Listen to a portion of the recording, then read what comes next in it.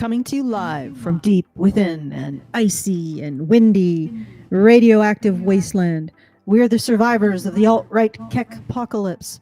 The few, the brave, the bitchy, once war. Yes, it is a war. It is a war. Once more, wading into battle against the froggy, gender-critical zombie hordes with Rantzerker number 202. Stop blaming feminism. Blame men instead, because we haven't done that enough yet.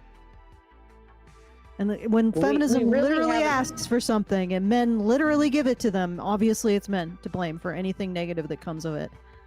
Oh yes, no. Yes. But I did wanna correct you. I don't know if you're experiencing the beautiful Gulf Stream right now.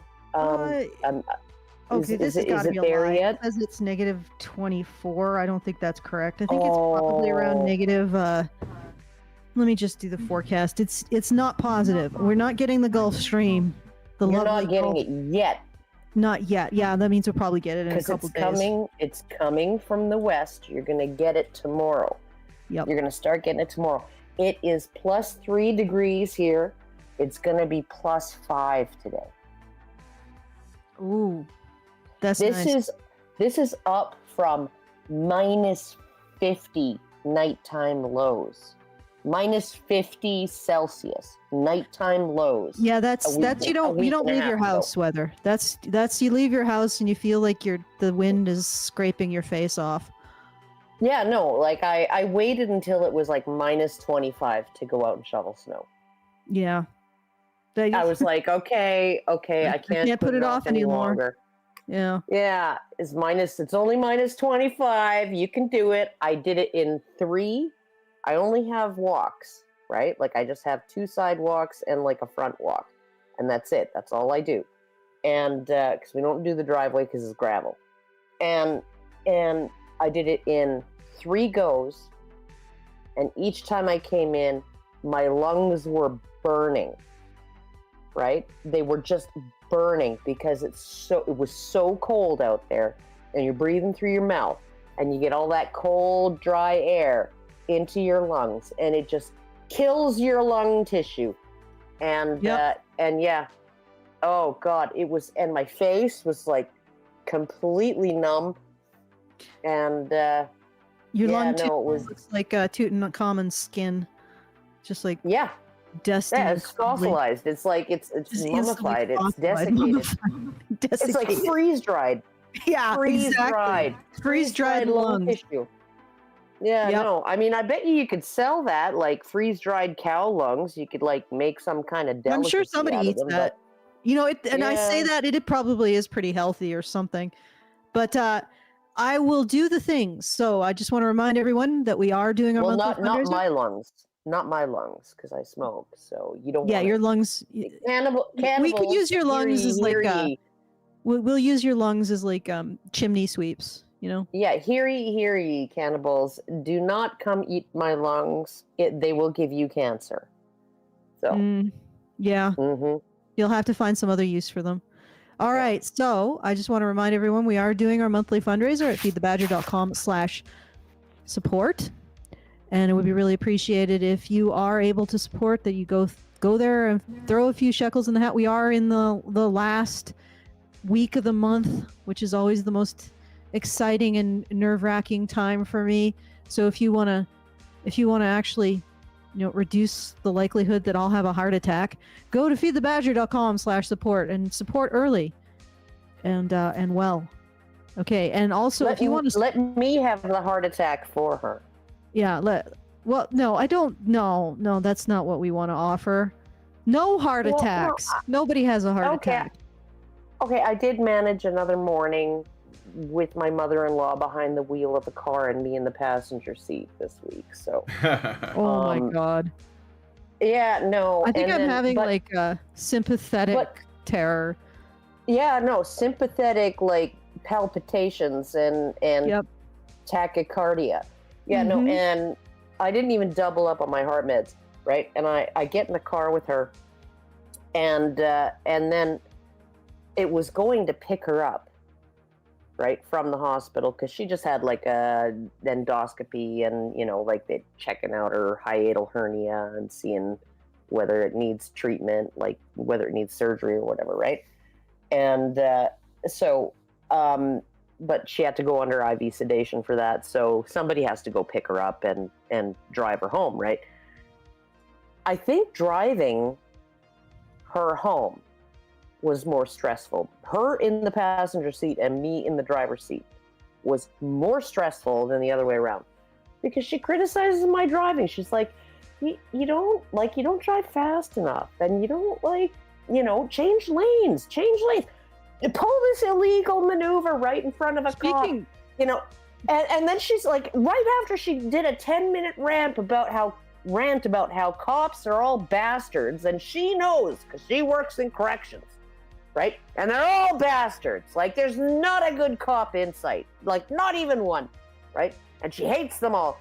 And then she's like, oh, okay, just pull all the way over to the far right lane and pull a U-turn over 4 lanes of traffic while there's a cop sitting in the parking lot right next to us. I'm like, I'm not doing that.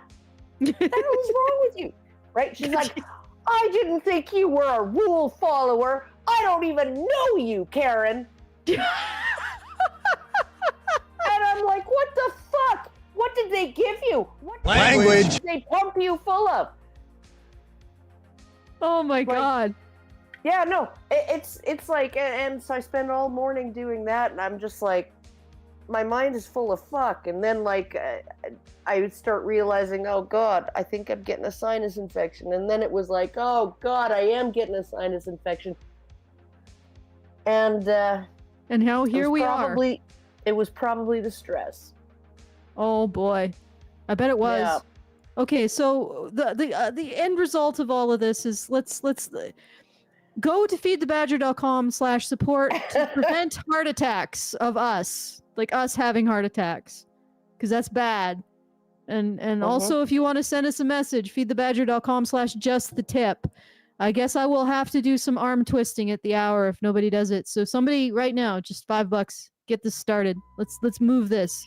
Let's move the needle. Oh my God, is this my microwave arriving?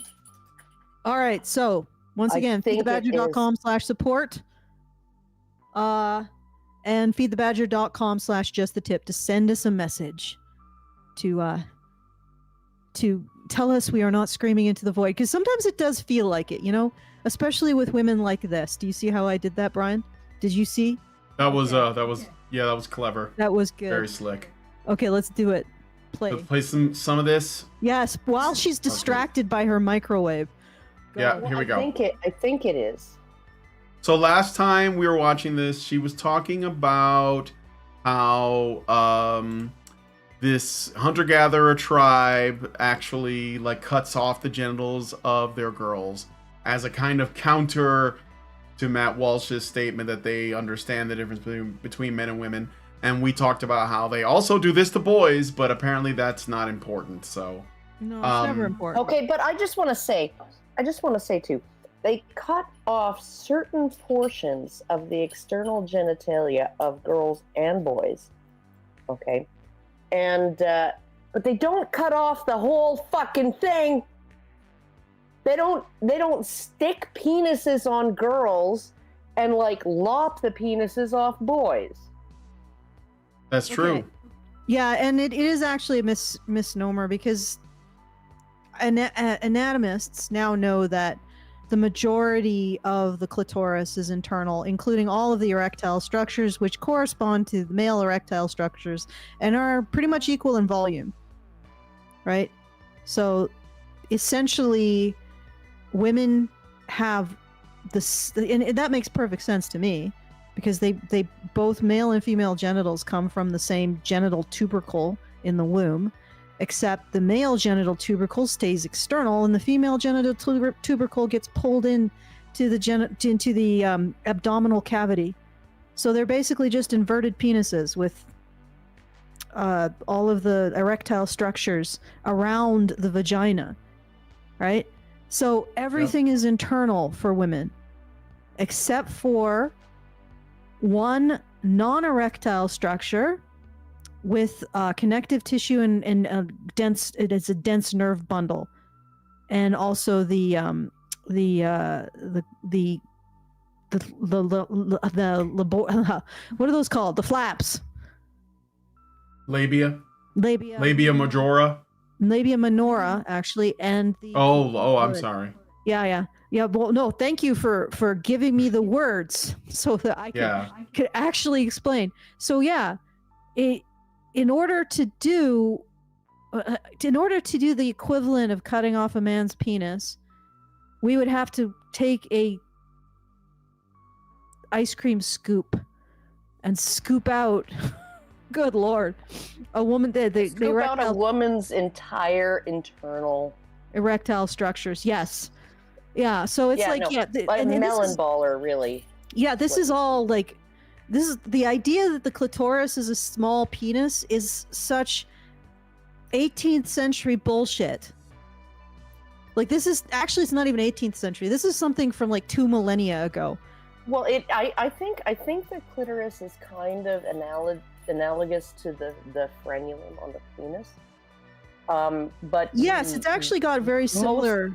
It's like this dense nerve bundle with connections. Yeah, like is stretchy erogenous tissue, kind of like kind of really firm, and very, very highly innervated, and it's. I think that's probably where the clitoris comes from, and what the because if you actually imagine the cervix traveling down during sexual differentiation, traveling down through the vagina to become the glands of the penis and kind of like glomming that tissue up, right? Or the clitoris would be analogous to the entirety of the foreskin, right? So it's just like I'm just thinking like, okay, well, maybe we shouldn't be cutting anybody.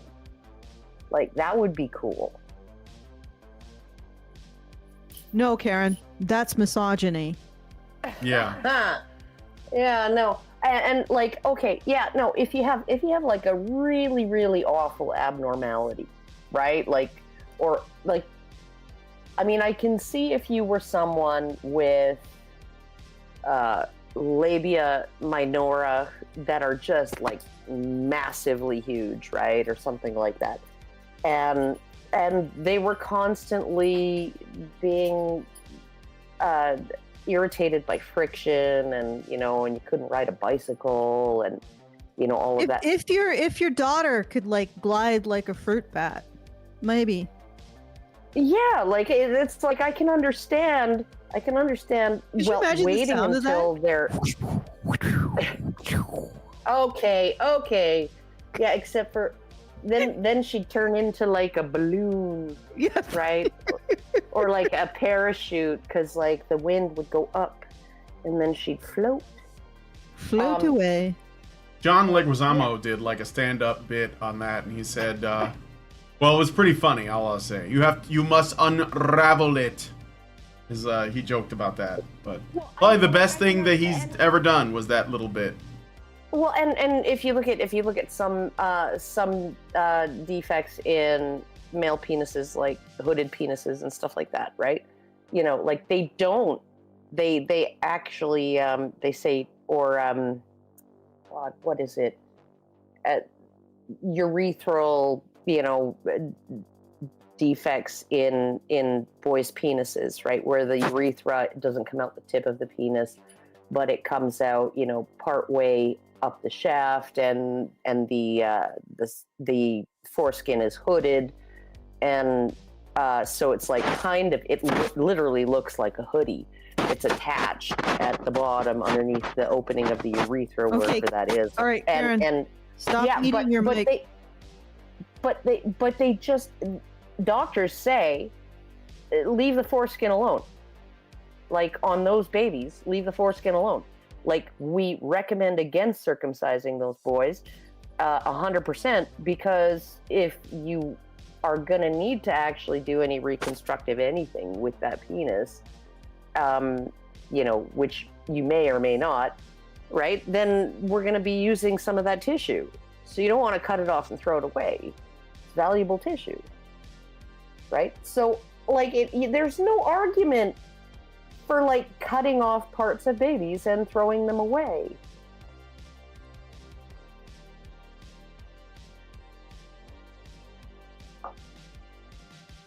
Are we watch the video now? Well, Allison? I don't understand why you guys went so quiet. Because we were listening to Brian. Go ahead. I was just waiting. All right, I'm gonna play it. Look. You guys were talking. I'm gonna play it. Just whenever you he not stops think that talking, at least some of them wouldn't take it. And once more, for those at the back, it was not feminists who pioneered these particular medical practices. In fact, my, quote, traditional view of sex was the dominant view across the entire world, everywhere, in all places, everywhere on the planet, since the dawn of human civilization up until just this past century.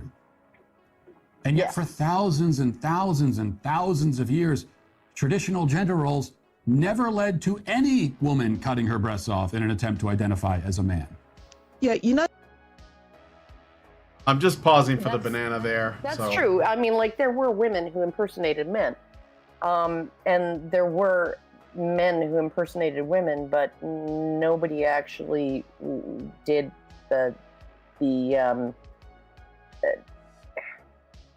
nobody actually voluntarily undertook surgical... You know what I realized? What? Okay. This is gang warfare.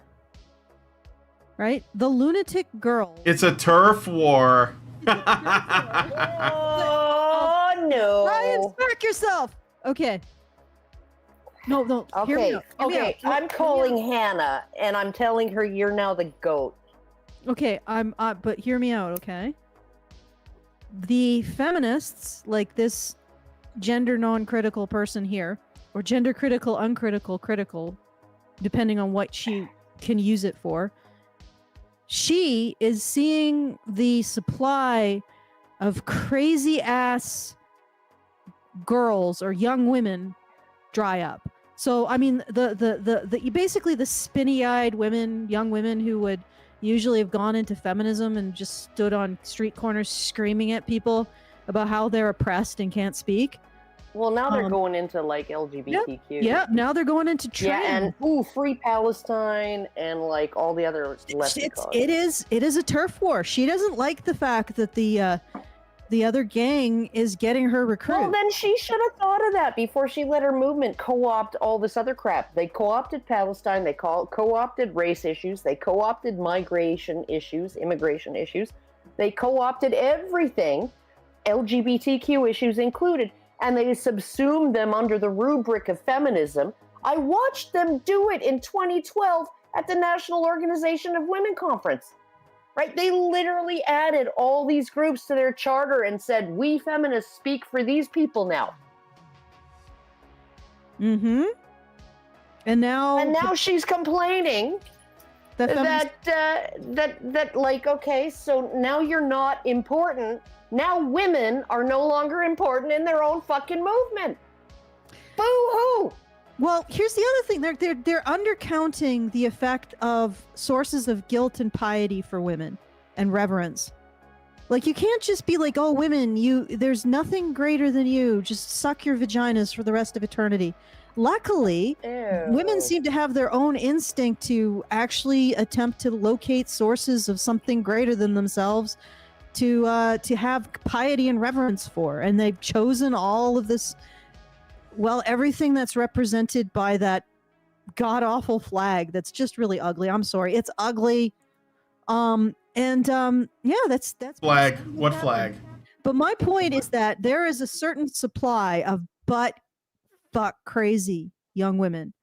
And normally they'd be diverted to feminism, or in the generations past, they'd be diverted to feminism. You know, the kind of people who replace having a personality with an ideology, that kind of young women. And now they're going into trans ideology. Because it's the cutting parts of yourself off, while, you know, it's present in traditional feminism, it's more metaphorical. You just cut off perception of your own agency. Now, within the trans ideology, they get to do it physically, which must be more satisfying for crazy people. I'm just flashing on the cult of Cybele. You know what the cult of Cybele did in No. Men would get into a No. fury and cut their testicles and penis off in public during the festivals. There's just something fucking weird in human psychology, and the feminists used to feed on it to get their enforcers, like the big reds of the world. And now those girls are finding themselves more served in their extreme crazy actions with the trans community, is what I'm getting at. Well, I think number one, women are actually getting more crazy. And I think that's a generational thing. I think it's a hormonal thing. I think it's like it's birth control, environmental estrogens, all of those things. I mean, like, when they look at other animals, they find that what makes people aggressive is not testosterone. Testosterone is not predictive of aggression, right? What happens is in males, testosterone is converted into estradiol. Estradiol is an estrogen, right? And in the male brain, testosterone gets converted into that, and that's what causes males to act out, right? And so you pump an entire population full of estrogen, right? They're not going to have muscle mass. They're not going to have big, bulky skeletons. They're not going to have square jawlines. They're going to be doughy as fuck, right? But they're going to be like that vape store guy, right? Who flipped his shit on that customer because he was wearing a Trump 2020 shirt or something like that, right? And I don't know if you guys remember that, but the guy just freaking went off. And yes, he did. Look at the Trump guy. You look at the Trump guy, and that is a high testosterone male, square jaw, broad shoulders. Oh, that reminds me. This might be related, so I don't want to distract too much. But did you see that post from Scott Adams? Scott Adams, the creator of Dilbert. I want to read it for you real quick. I can't display it because it's not like something that's readily available to me.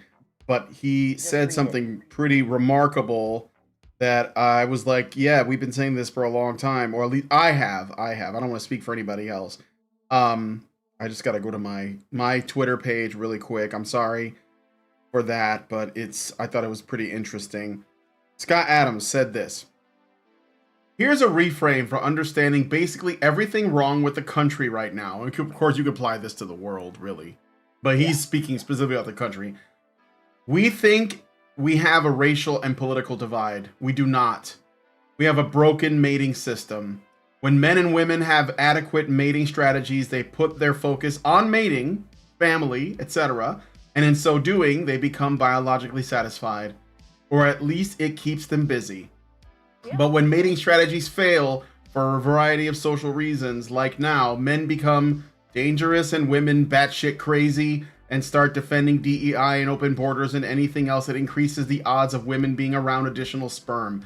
What we think we see is Democrats versus Republicans. That's the downstream effect, but it's really a mating failure that turned Democrats into the woman party and Republicans into the man party. Democrat men are pleasers, so they play along with the single women. Let me finish. Yeah, I'm wondering. Democrat men are pleasers, so they play along with the single women to increase their mating options. Republican women are inclined to back their protectors, their husbands, which is also a good mating strategy. Yeah. So they're seeing it. They're seeing what we're talking about. Yeah. Actually, I'm wondering, Karen, because that's like 100% what we've. No, that's the last 2 episodes.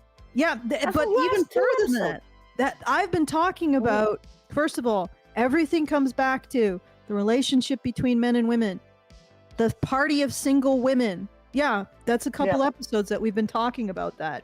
That as long as, and since we're here and nobody wants to talk about this vapid artifact that from the past, apparently, I want to bring up another thing that I found on Twitter. I'm going to need your help with the name, Brian. Ramaswamy? Vivek Ramaswamy. Vivek Ramaswamy. Yeah. Vivek Ramaswamy. How do you not know how to pronounce that, Allison? He's he's all over the news. Vivek Ramaswamy. Okay. He was on apparently a breakfast show, at least according to Brian. No, it's called the Breakfast Club. It's basically like a Club. Yeah. Charlemagne the God. Charlemagne the God, yeah. Okay, all right. Moving on. That's the context, guys.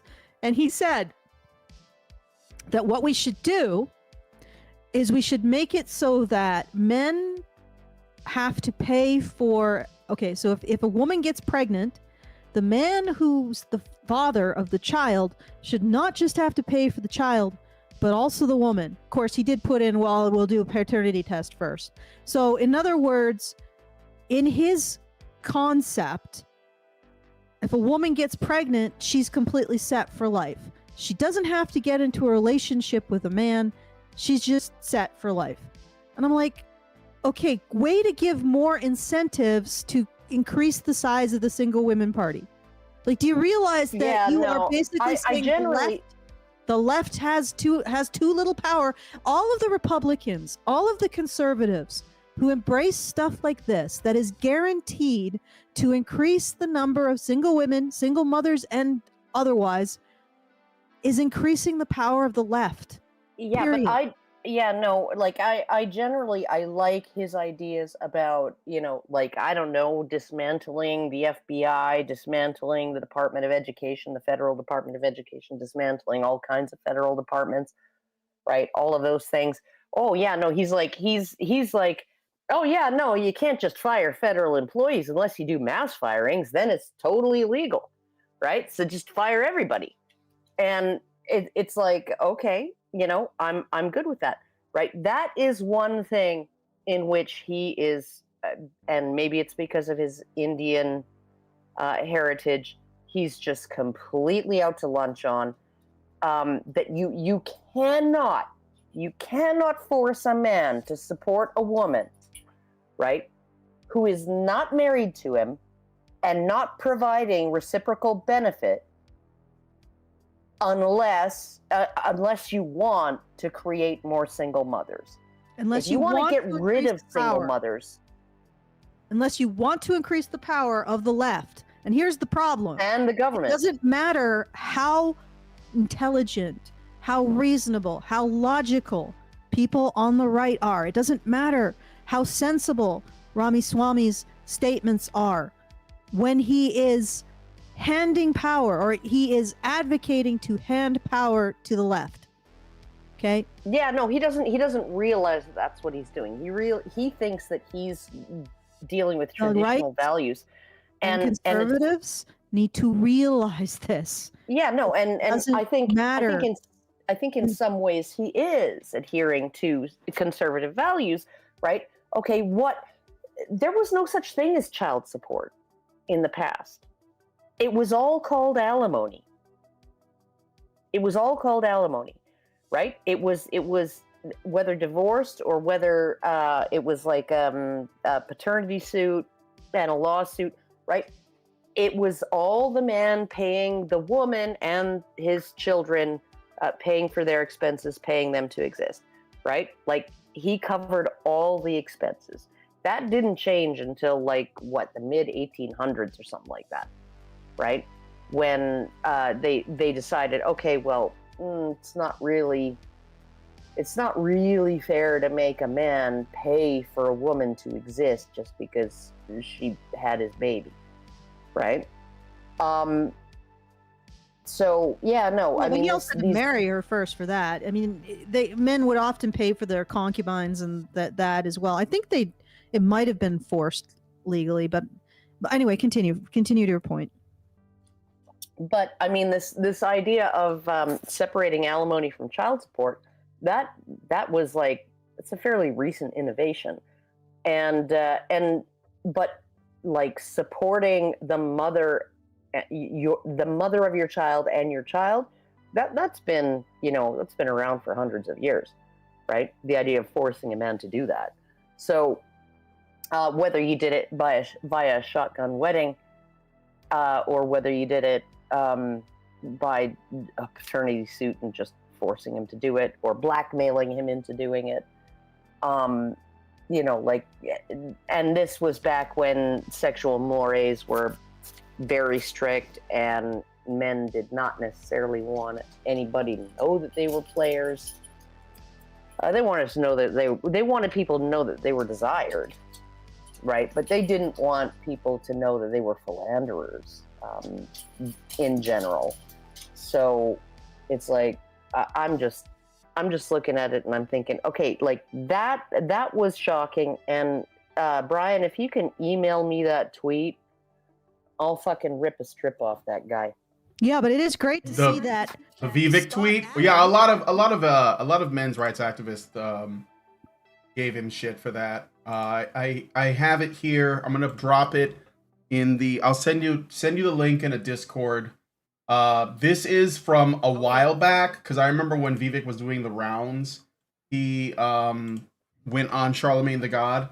So this is probably from a while ago. It says, yeah, January 25th, 2024, but this can't be recent because I think this clip is old. Anyway, okay. Yeah, go ahead, give it to him. All right. Oh yeah, no, I will excoriate him. I will freaking dissect him. I will like dissect all of his organs, and then I will feed them to him. Okay, it has to stop coming from. You know how I do that. Hello, can you guys hear me? Yes. Okay. Conservatives need to start saying this. Like, it doesn't, like, I need to get this through to people's heads. It does not matter how reasonable, how logical, how intelligent what you're saying is when you say, but on the other hand, the left should ultimately be the ones who decide. Okay? Like, that's literally what he's doing. And as long as conservatives do that, as long as even reasonable people, like whatever's left of the reasonable left, as long as you continue to support the production, the strengthening of the party of single women, you support the increase of this insanity, right? The increasingly bizarre outcomes, like let's give puberty blockers to children under the age of 6. Like, this is all this is downstream of supporting the single women party, and that's those are the only kids. Those are the only kids that you would want to give puberty blockers to. Those would be the kids who are growing boobs and having their periods at age 6. You'd want to delay that. Okay, because you don't need a 6-year-old who could get pregnant walking around with the judgment of a 6-year-old. Okay, but the point is that they're giving puberty blockers under the presumption that a child who hasn't gone through puberty can decide what sex they are. Okay, yeah, I know. You're giving. Yeah, I know. But you're just correcting me because I understand. Okay, but like the reality is, these are not. These are puberty blockers. That is not okay, and I would think that after COVID. And all this, you can't use ivermectin, that's an off-label use. Oh, you can't use hydroxychloroquine, that's an off-label use. Right? Okay. Puberty blockers are not puberty blockers. They're cancer drugs. It's an off-label use. They're cancer drugs for aggressive cancers that are driven by sex hormones in adults. Right? They've never been tested in you need double-blind clinical trials to prove that vitamin D works to help with the COVID, right? Okay, goodness. There's no double-blinded clinical trials on these adult cancer drugs in their off-label use in children to block puberty. There's nothing. There's before no our data. channel gets pulled. Okay. All right. My overall point is this. If you want the insanity to end, you need to stop promoting the people, like giving the power to the people who are constructing it. And this is what this guy has done. Conservatives, you need to get it through your head. Here's the problem. The problem is that conservatives don't want to lose the power that they have. Let's face it. If they actually embrace the solution, which is to start figuring out how to get women to stop hating men, which is going to have to start with deconstructing the whole narrative of oppression, they feel like they will lose their female conservative power base, and they are not wrong.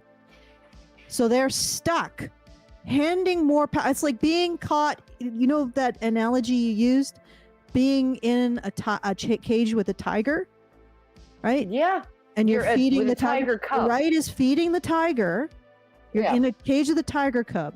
The left is the tiger. The right is feeding the tiger so the tiger doesn't eat the right. But the tiger is only going to grow bigger and bigger and bigger until it eats the right. Right? That's it. Yeah, well, you starve because you're giving all your food, an increasing portion of your food every day to the fucking tiger. Well, right? That's how small publishers... Yeah, but eventually the tiger is going to get so big it eats you. Yeah. Yeah, I know that you use this analogy for small publishers and Amazon, but I'm reappropriating your analogy. Yoink. Hi. No, it works. It works. It absolutely works in this case, right? Like you think you're buying yourself another day, right? Okay, well, what's that another day worth, right? Like, what's it worth to you? So this guy knows what he's doing. Like Swami knows that he's playing to the women on the right. Yeah, well, he's saying this, he's suggesting or proposing this in the context of abortion, right? We could put this whole abortion thing to bed. No, we couldn't. Because you know why? Because lots of married women who have husbands who do support them and their kids have abortions, right? Because they've had all the kids that they want. They don't want any more kids. You know, I've had 3 of them. I don't fucking want any more, okay? And I wouldn't have an abortion, right? But you know, like getting a kid when you weren't expecting one, I know what that's like. When you weren't expecting one, you can't afford one, you didn't plan for one, and it's really gonna fucking put a crimp in your life. It's really gonna fuck your life. It's gonna fuck everything up. You know, all your future plans, all of your current plans, right? It's like married women have abortions too. Vivek. Really cut off their own breasts, right? What is happening nowadays is that young women are seeking this treatment from professional surgeons who can do it safely and offer it as part of so-called gender affirmation, which has become available as a result of both modern surgical techniques and the normalization of the idea that women can become men and vice versa. In the old days, some women who were restricted from doing what they wanted to by those same rigid gender roles you're so enamored with still disguised themselves as men to go to war, to go to sea, to become doctors, to do all manner of things they weren't allowed to do because of their sex. Okay, why doesn't she talk about the castrati, eunuchs? You know, like she doesn't care. Let's be honest. Yeah, but most of these guys who lost their balls, sometimes their penises too, right? Were forcibly castrated, forcibly sterilized, right? Like, why is she not talking about them? And oh well, you know, and you know, back then it wasn't, you know, really safe to do it. Yeah, last I checked, boobs are on the outside of your body, just like your dick and balls are, right? Your dangle is on the outside of your body, and your delicious floppily dopplies are also on the outside of your body. Okay, your love loaves, your whatever you want to call boobs, right? And so the surgery is not extremely complicated.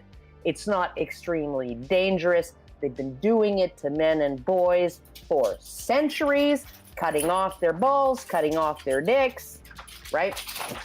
Okay, can I just add a bit of maybe what you might term nuance? All right, there have always been trans people, trans women, trans men. There has been a huge bloody increase. That's not normal. Okay, so well, I think that's a multifaceted problem, though. Like, yeah, it's a multifaceted people will say problem.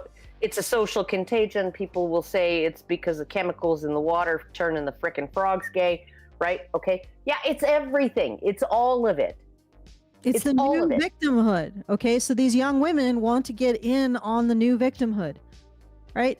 They want to get in on this new identity, and they were also told by feminists that suddenly this trans phenomenon gives young women a way to escape into male privilege while still retaining the privilege of being seen as victims. Yep. Okay, so it's like a double plus. Yeah, double plus good. Okay, let's watch a little bit more. Except you fucked your body. I want to. They succeeded. You think at least some of those women wouldn't have done more to look like men if the opportunity had been available. If both of you need to stop using both Matt Walsh and this woman need to stop using the naturally occurring trans people as part of the argument. There will always be some. But I don't think most of the women who impersonated men in order to do the things that they wanted to do, like be in the military, sail on ships and stuff. I don't think most of them actually were trans. I don't think they were. No, it's. From what I've read, it's because it went further than just wanting to be in those jobs. They tried to marry women. They were lesbians. Sex. Yeah, they were lesbians. But there's been there are trans men. This is something that not as many as trans women for whatever reason. It might be biological. Historically. Yeah, historically. Because estrogens are everywhere and testosterone is not. But what I'm saying is, like, that two-spirit thing where it's primarily about the gender role. It's not necessarily about sexuality. It's not necessarily about gender identity. It's about the gender role. You want to do the things that men do. You want to be around men. You're basically a tomboy, okay? It's not necessarily that you want to be a man. You want to be a woman and have sex with other women, maybe. Okay. Right? As a woman, right? But what we're dealing with, that being as it said, we're seeing a huge increase. Yes. Well, and I think that's due to environmental reasons and social contagion. Social contagion and chemicals. Yeah, but it's a huge increase in girls identifying as men. Yes, that would be primarily social contagion. A cute girl to a 40-year-old man with a mortgage. Which is just, I hope that really satisfies something deep inside you, lady, because now you look like Bob from accounting. And you're going to find out that Bob from accounting does not have a great life. Okay, let's listen to a bit more. All right, let's do some more. It's almost time for some arm twisting, but let's play some more. Chance of surviving those irreversible surgeries? Of course they would. The fact that so many are doing so now should alert you to the fact that your insistence that women be like this and stick to what you think is right and proper and men be like that and do likewise is really stupid. Is harmful bollocks. No, she is. Okay. Your insistence that women be like this and do what is right and proper. He's not saying women shouldn't wear pants. He's not saying women shouldn't climb trees or girls shouldn't climb trees. He's saying that even if you freaking tinkering under the hood of the car, you're still a girl, right? Even if you like working with power tools, you're still a girl. You can be a girl and do those things. What the fuck? Well, That's there's what something Matt else. Walsh is saying. There's something else to this. Like, okay, lady, that what we're trying to explain is not the phenomenon of the existence of trans people, which once again has been throughout human history. What I believe Matt Walsh is trying to explain is the exponential growth in girls lopping off their tits. And incidentally, that tit lopping surgery has been available since what, like the 1950s? Since surgery, probably. Yeah, probably since surgery. Well, since the first breast reduction. My grandmother had a single mastectomy because she had breast cancer, and that was in the 1960s. And that was okay, well, look at the castrati. Like, eunuchs have been around for fucking ever. Listen to this. Like, lopping things off of people surgically, right, has been around forever. It's like, okay, you want to guess? Circumcision's been around for thousands of years. When the first mastectomy happened? Give it a guess. Give it a go. You go ahead, Karen. Give us a guess. What year? Mastectomy? The first mastectomy. Yes. Oh. When was the first probably, mastectomy done? Mastectomy? Probably Roman or pre-Roman. Probably, yeah, because they did a lot of surgery, but they did cesarean sections. That's why they're called cesarean, because they happened in Rome. Okay, but the first recorded modern mastectomies started in the 1700s. Yeah. She didn't even bother to research that. We have had mastectomies for hundreds of years, lady, hundreds of years. And only now to fight breast cancer. Yeah. And only now people don't realize that our ancestors were pretty damn smart. And only now, and I bet they had them, you're right. I bet they had them during Roman times too, because they did surgeries then too. I think they had opium, so they had means to anesthetize people. Only now is there an acceleration, an exponential increase in the number of girls lopping their tits off, even though the procedure has been available potentially for millennia. Only now. Mm-hmm. Only now. And you are trying to tell me that gender roles, most likely they had it in Roman times, gender roles 2 millennia ago are to blame. Gender roles 300 years ago are to blame. Gender roles I don't 80 years ago, right? And again, Matt Walsh is right. Nobody's lopping off their breasts to look like a man. And then suddenly, in the last 6 years, or the last generation, it's suddenly increasing. Oh wait, she's gonna say it's just trans. No, she didn't say it's trans ideology, did she? She said it was traditional gender roles. Well, no, but she says that trans ideology is a product of traditional gender roles. So she's basically saying this thing opposes me, therefore it's conservative. So I'm going to put these things together. Yeah, that's basically it. No, that's what she's doing. Yeah, what's infuriating to me is that, I grew up a tomboy, and almost all my friends were boys, and I really had a hard time getting along with girls.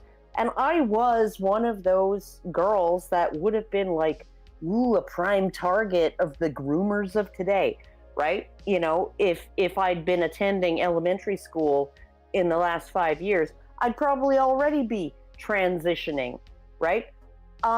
Because I just really like boy things. And you know what my parents did? My very traditional married for life parents, married for like 58 years or something like that. Okay. They were like, okay, well, let's buy the girl some space Legos. And I'll teach her how to make patches. I'll teach her how to embroider by her making patches for her jeans that say things like, these jeans have character. And and I like my how dad she's was so like, smug. hey, Karen, you want to come butter floor tiles with me? And, you want to know how to wire a light switch? Come on downstairs. I'll show you how. Yeah. And I was the tomboy. He had three, my parents had 3 daughters. One of them turned out to be me, and that was the closest to a son he was ever going to get. And he totally embraced it. Yeah. He's like, yeah. No, No, come hold the flashlight while I fix the carburetor. Okay. She's essentially saying the people who say that there is biological differences between the gender are responsible for the sudden rise in this perception that there are that gender is essentially biologically interchangeable, and she's saying that because she's saying that people like Matt Walsh, and I'm struggling with this because, again, her logic is very difficult. It's not really logic. It's like, I don't feel like she's making firm inferences from premises that are clear. I feel like no, she's not. She's just farting from her mouth parts. So it's sometimes like it. I understand that, me wittering and going off on tangents can be unsettling or maybe boring or whatever. But I am trying to figure out. I'm trying to reverse engineer the logical path that her thoughts are taking, because the more I listen to her, the stupider I feel like I am.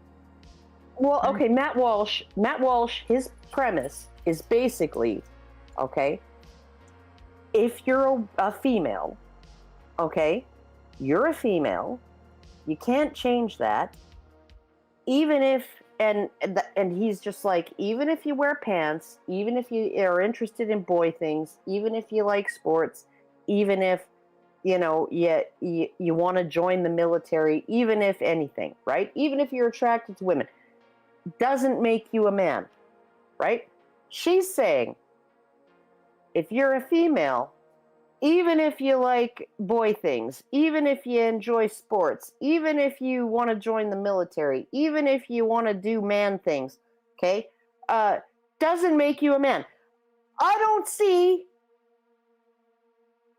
how they differ on the fundamental premise, right? And Matt Walsh, I have never seen him or Steven Crowder or any other conservative I've met saying all girls have to be girly girls. I've never seen them saying that, right? I've never seen a conservative say all boys have to be manly, right? I've never seen them saying that. I've seen conservatives saying that, there's a spectrum of, personality where, some boys are a little bit wristy and other boys are very butch, and some girls are a little bit butch and other girls are a little bit frilly and frou-frou-y. And, that doesn't make them not boys and girls. That's what conservatives think. Can we go a little deeper? The conservatives of the day. Can we go a little deeper? Why do girls not want to be girls anymore? Because feminism tells them that they suffer because they're female. Yeah. So, life would be so much better as a man. If you want to challenge this, if you were a man. And I'm like, how does that even fucking work?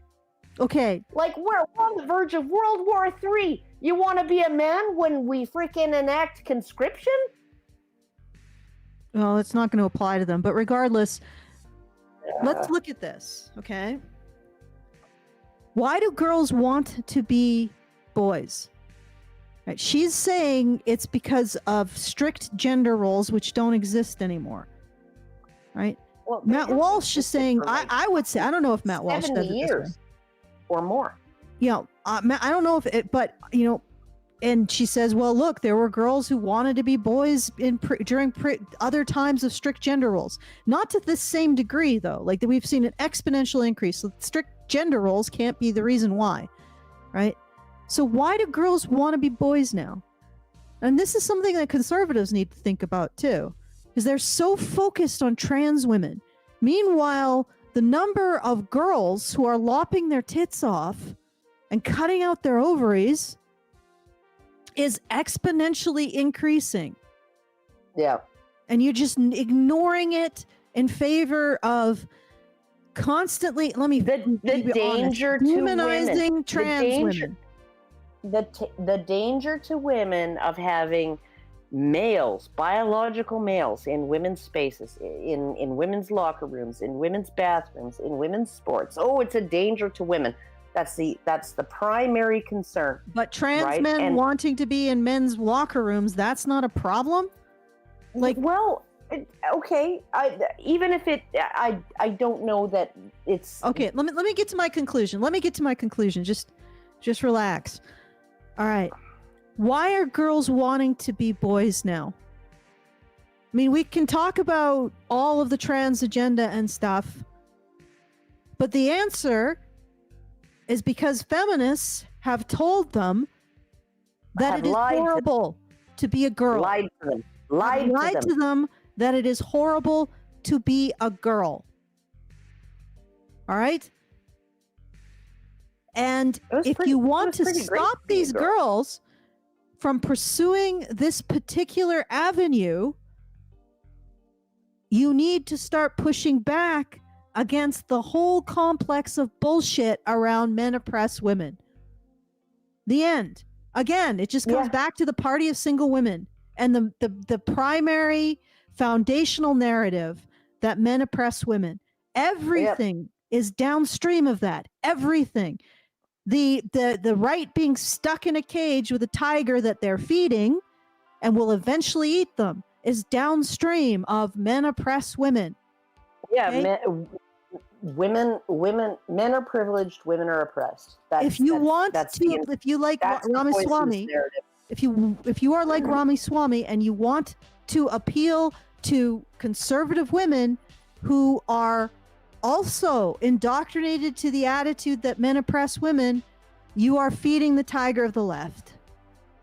You may think that short term, you may think that you are gaining something from that. But long term, you are not. I would say most conservative women these days do not believe that men still oppress women. Right, but they do believe, like Christina Hoff Sommers, well, of course, in the past, men oppressed women. Yeah, everywhere right? that feminism isn't men oppress women, that's still the same problem. Yeah, it's like this is the thing. What we have to do is dig this out at the root, and the root is that notion that throughout all of human history, right? And you look at it and you think, I'm thinking to myself, okay, so men, because a lot of times when you bring up men do the most dangerous, most strenuous, most risky, most difficult jobs, right? And then feminists will say, and they're disposable, right? They're considered expendable, and nobody really bats an eye when they die in the line in their efforts to do those things. Right? And feminists will come back and say, well, men choose to do those things. And it's like, well, yeah, men have always chosen to do those things, right? They have always chosen. As Camille Paglia said, if civilization had been left in female hands, we'd all still be living in grass huts, right? Like, okay, but you have a situation where throughout all of history, men went above and beyond. They did all of the dirtiest, nastiest, most dangerous work, other than childbearing, right? Other than that one thing that only women can do. Men did all of the other dangerous stuff. Men did all of the other really calorically intensive and difficult stuff, strenuous stuff, right? And what did they do? They chose to do it. This is what feminists tell us. They chose to do it. But then, what didn't they do? They didn't withhold it from women and children. They didn't say, no, this is mine, you can't have any. What they volunteered, okay, to do that work, and then they volunteered to benefit the rest of society with the fruits of their strenuous labor, Okay, that's what they did, right? They deserve a fucking medal, not an indictment. Okay, because they weren't forced to do it. Women, all of these freaking feminists are like, "Ooh, men are stronger than women. That's how they could oppress us for millennia, right? They're stronger and blah, blah, blah. Ooh, and they're more violent." Well, if they were stronger, okay, and more violent, they could have hogged all the resources to themselves. And if their violence was trained towards women and children, there would be none of us here, right? They weren't violent and aggressive and oppressive towards women and children. They were protective, right? And they volunteered to do those things, those very difficult, dangerous things. They volunteered to do it. They volunteered to bring the proceeds home, and they volunteered to share it with their women and children. And that is the story of humanity. It is not about men oppressing women. And it never is about has been. men trying their fucking hardest to make life as comfortable and safe and easy as they possibly could for their women and their children. End of fucking story, right? And everywhere, including the brown men. There was never a time when it was different. If there was, nobody would be here. Yes, that's 100%. It's like it is absolute mental cancer. And this is the cancer that's infecting our society. Now, having said that, this is the cancerous tumor. There is a school of thought that says that cancerous tumors are actually containing things that would otherwise damage the body were it allowed to just circulate. So there is a caveat to this, that the whole concept that men oppress women may be serving an actual function that needs to be replaced by something else. However, that's a huge other story. It's a big rabbit hole. It's like a rabbit hole that we could fall down for a long time. So I'm not gonna. I'll just hint at it. I'll just sprinkle it out there. Let you guys ponder it. All right. So it's the hour. Yeah, a little after the hour. I did get a super chat. I'm gonna read it really quick, and then maybe you need to like do, I don't know, thank yous or arm twisting or something. But both. Diego Madero gives us 20 Mexican pesos and puts a clown emoji and a world emoji. So clown world, and then says no money but much love and respect, Badger's heart. Thank you, Diego. Really appreciate it. All right, Allison, go ahead and twist some arms or do thank yous or whatever. So we have received a few supports, support from you guys. Wow. Thank yous. Hyper Chicken gives us $100, so thank you, Hyper Chicken. I'm really rich. Craig C gives us $25, so thank you, Craig C. Since the beginning of the show, we haven't received anything, but I do want to thank Craig C and Hyper Chicken. So if you're out there, A hunter must hunt. and you're thinking about helping us out, please go to feedthebadger.com/support and throw a few shekels in the hat, like $5, $10, anything to get it started in terms of this show. And tell us that we aren't screaming into the void. So once again, feedthebadger.com/support. And I know you guys must have commentary. You must, because you are very opinionated people. So send that commentary to feedthebadger.com/justtip. Come on, somebody out there, tell us we're not screaming into the void.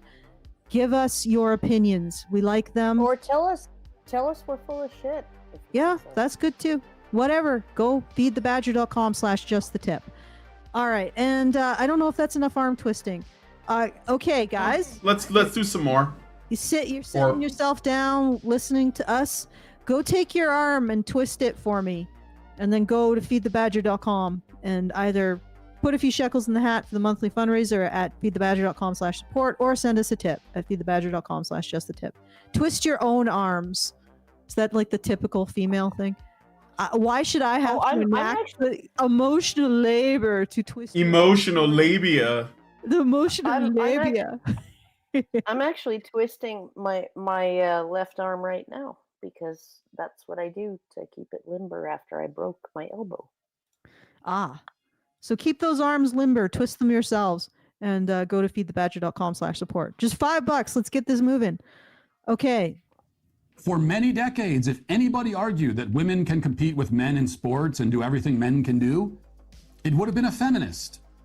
It would have been a feminist, would it? Except it wasn't, though, was it? This is really Yes, scraping it the was. barrel now, suggesting that feminists have argued things that they never did in order to divert attention from how wrong you are You know what about this women's is? proven.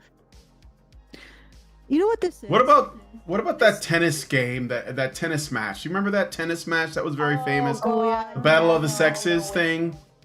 Yeah, the Battle of the Sexes. Was that not a feminist thing? Yeah. Are we no, I'm supposed to pretty believe sure it wasn't? Yeah. It was Battle of the Sexes. okay, Karen's was. calling you. Okay. It was okay. Can it you find that out? I'm was- gonna complete my thought because I keep getting interrupted. Okay. This is like this woman is a toddler, and this toddler has eaten every cookie in the cookie jar, and they're lying on the floor with a stomach ache, right? And the parent comes in and says, "What have you learned?" And she says, "It's your fault." No. You ate all the cookies and now you have a stomach ache. Like literally, this whole are you honestly trying to pass this off? Yeah, I didn't eat the cookies. It was my brother. Well, your brother doesn't have a stomach ache, does he? You're the one with the evidence of eating all the cookies. You're the one who has destroyed everything that was reserved for men. Every club, every sport. Yep. You know, if men's sport, they had more interest in men's football. Women had to have football, and if they couldn't get enough interest, then men's football had to be destroyed. You broke everything. You ate every fucking cookie that your brother had, and you're lying there bloated, puking, and you're whining about how somebody else did it to you. You did it. Yep. Yeah. You did it. No, it and was the evidence is you are the one complaining. Yeah, That it is was actually Bobby the Riggs, evidence. Bobby Riggs and Billie Jean King. And he was 55 and she was 29. He was retired. She was at the top of her game. And she beat him. And the feminists were like, yes, this shows that women are just good. They made a movie about it, remember? With Emma Stone and Steve Carell, I think. I can't remember I didn't watch it, but yeah. Oh, but feminists didn't do that, Karen. No, but they just cheered it and said... Those are all conservatives with their conservative... They cheered and said, this proves that women are just as good as men. And then when, was it Serena or Venus Williams? Serena Williams, right? Told Colbert or some other freaking late night host, right? Like, if there was no women's league, I wouldn't be number one. I'd be like number 180 maybe, right? And in the world, and all the feminists flipped their shit. Like, how dare she say that? And it's like, no, she's just. And that, have you ever looked at the Serena at the Williams sisters?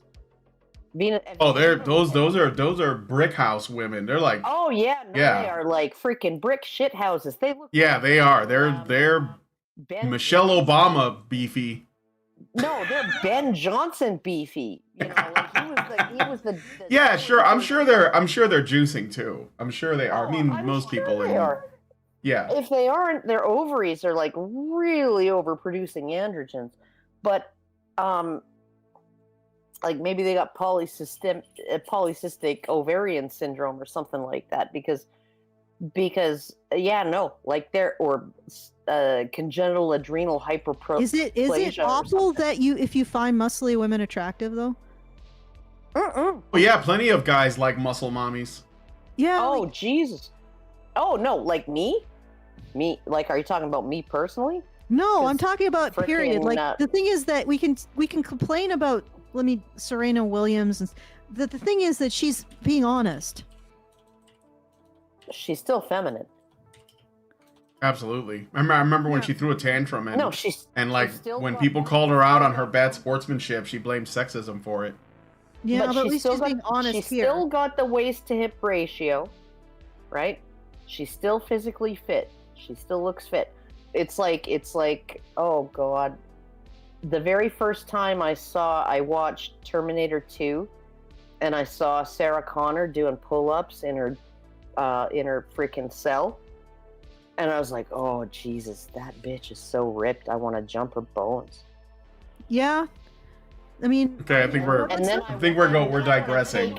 I Yeah, want we're to take her digressing. and I want to be that. okay. Yeah. Right. We're Linda Hamilton versus Sigourney Weaver. Who wins? Okay. So Oh no, both. They both win because they team. okay. Brian. I got some super chows. I should read Okay, them. yes. Yeah, so let me go ahead and do that. So we got one from Nova Fan, $5. He says, if I were a feminist that believed men oppressed women by not listening to women and dismissed men who got shamed into going to war, the last thing I would ever demand men ever do is to be better by ignoring women who shame. Because that would mean men stop listening to women for good. And if feminists want men to take responsibility for all of women's unhappiness, then men are in charge of the world. I would hope men would never decide to keep women so safe that they never let women roam free. The irony would be frightening. Thank you. I don't know if I can unpack that. That's confusing me a little bit. I think I got it. I think I got it. Okay. All right. So essentially, it's something that I've mentioned. All right. What feminists want to do is like the whole thing that I said about I don't want to have to enact the emotional labor of twisting your arms, twist them for you. Feminists want men to respond to women's shame without feeling good for doing the thing or not doing the thing, either the thing that they're being shamed into doing. So they don't want men to feel good about doing the thing that they're being shamed into doing, nor do they want them to feel good about not doing whatever they're being shamed out of doing. They don't want men to feel good. They don't want men to feel better as a result to responding to women's shame. And what is that going to do? It's going to create men who are indifferent to women's shame. But feminists don't seem to think long term. No, they never do. It's women in general don't think long term. There's been like all kinds of data regarding sort of accumulation of wealth, accumulation of debt, accumulation of prosperity and all of that, right? Like if you look income for income at men and women, you'll see that like comparable incomes, comparable situations, right? You'll see that women generally have more bad debt, right, than men do, right? So more depreciable debt, that they paid for things that depreciate in value. They used credit to do it, as opposed to things that appreciate in value. Men are more likely to have good debts like mortgages. So yeah, no, it's like, I got another super chow. Women just don't think long term a lot.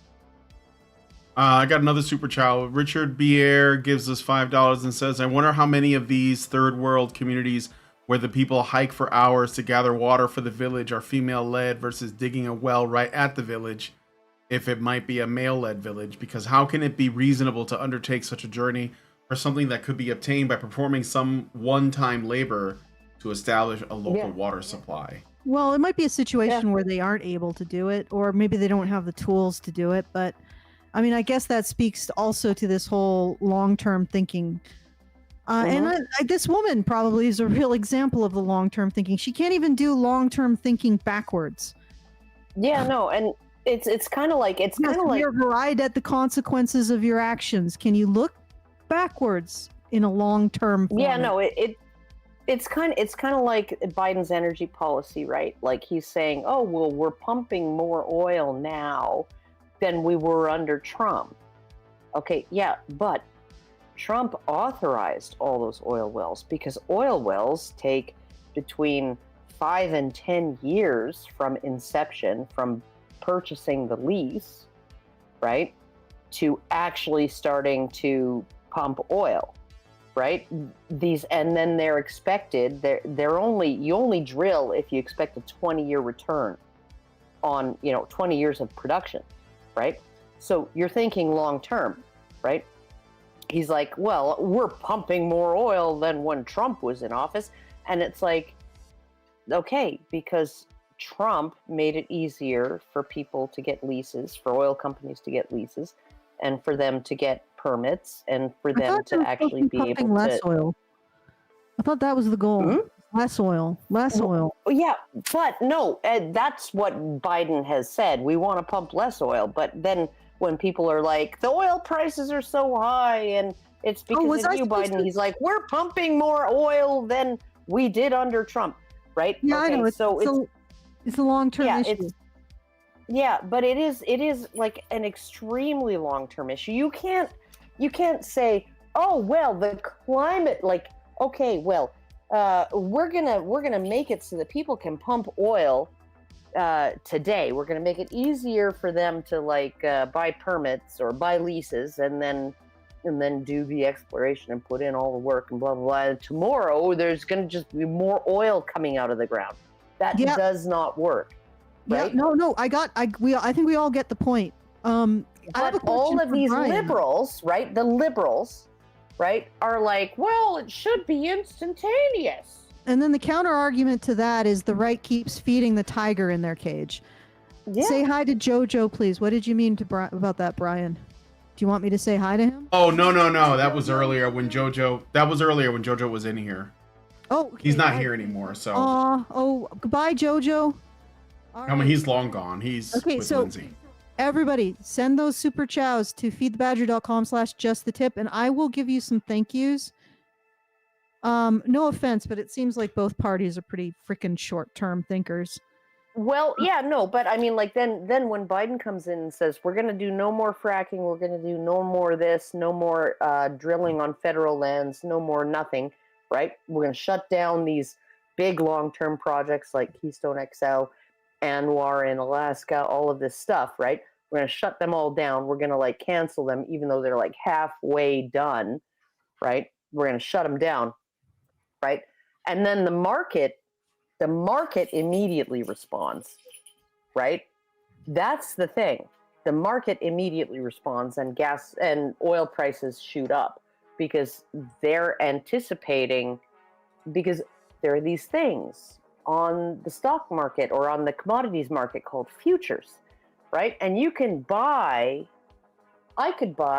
1 million barrels of oil if I had the money to do it at the low price of $18 a barrel, right? And I could just hold on to them until the oil prices go back up, right? And I can choose not to buy oil at $112 a barrel, and the price will go down. Okay, right? Futures with Karen. Yeah. All right. Well, okay, but it's they don't understand. Liberals do not understand how markets work. They do not understand how human psychology works. They do not understand how taking certain actions, right, can cause immediate response, while taking other actions causes a response 5 years from now, maybe 7. Okay, but and again, I'm not defending the left, but does that mean the right is failing on purpose? Well, the right is, I think the problem with the right, okay, is their lack of excitability. Well, it's not right. And no, the lack of excitability is irrelevant. The problem with the right is it's shooting its own power base, it's feeding the tiger. That look at what's happening with the border thing right now. Like, I don't know, you probably don't know about this, but or the trucker protests are a good example. Brian would probably know, right? Yeah, I know about the border thing. about the border thing, right? And Yeah. there's I this know big about the battle border going on. Yeah, in I'm aware. Congress. Okay, you know there's a crisis at the border. There's a big battle Yes. going on in Congress, and the House Republicans have tied. And it's a very small cohort of the House Republicans who have said, we're not doing anything for Israel or Ukraine until that border, the southern border is secure, right? We're not paying a single fucking penny out the door, right? Until that border is secure. And there are Republicans who are like, well, you know, we need to compromise. No, you don't. You have the leverage right now. Use it. Okay? Use it. You literally have Texas. You have Texas and the other border states shipping busloads of migrants to like Chicago and New York and New Jersey and freaking Boston and Denver and all of these other places, right? These sanctuary cities in sanctuary states all over the freaking country. All the Democrat mayors of those places and all the Democrat governors of those states, right, are saying, oh, Texas is like putting an unfair burden on us.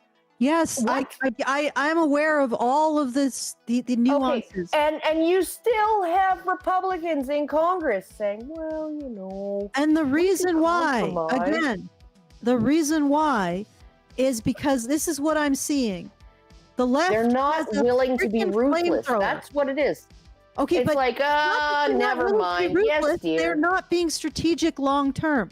The left has a flamethrower, right? The left lights something on fire, and some Republicans are like, maybe we should put that out. The others are like, well, let's compromise. Let's put it half out. But the thing is that all the Republicans keep giving them more fuel for their fucking flamethrower. I know. Right? And it's like, you got to take the flamethrower away. As painful as it is, you have to embrace something that will give you long-term success. Otherwise, the tiger will eventually eat you. All right. As painful. So do you have to do the thank yous? Yes, let's do the thank yous. Yes. All right. Stop arguing about the uniparty. Okay. I want to thank Richard Bier for giving us $250. Thank you. And his name is John Cena!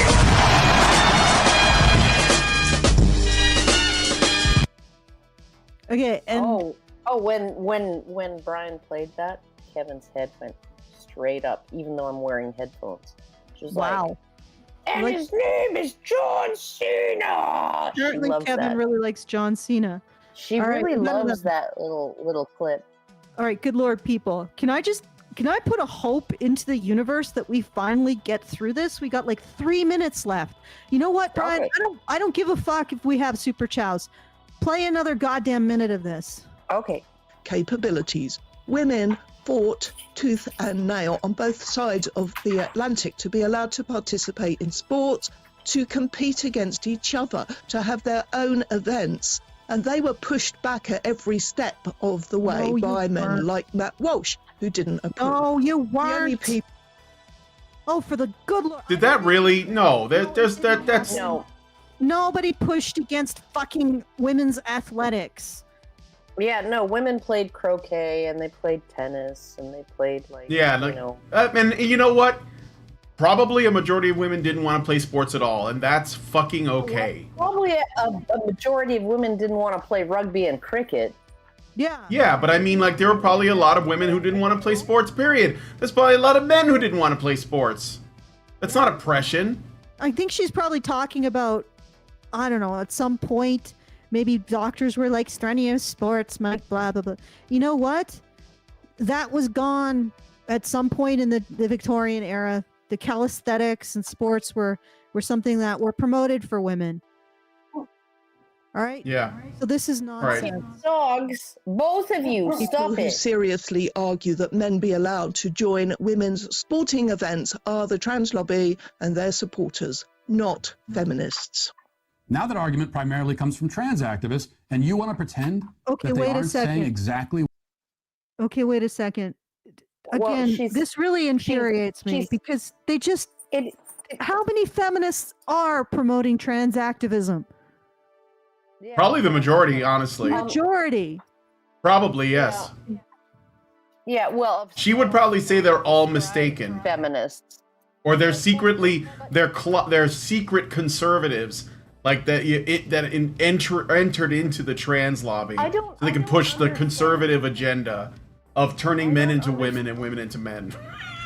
I don't understand how anyone thinks that men's rights activists are trans rights activists just because we say, okay, that a trans woman, a genuine trans woman, probably doesn't want to go into the bathroom, the women's bathroom, so that she can rape other women, right? Like, okay, that's literally the only thing that I think any of us have ever really said.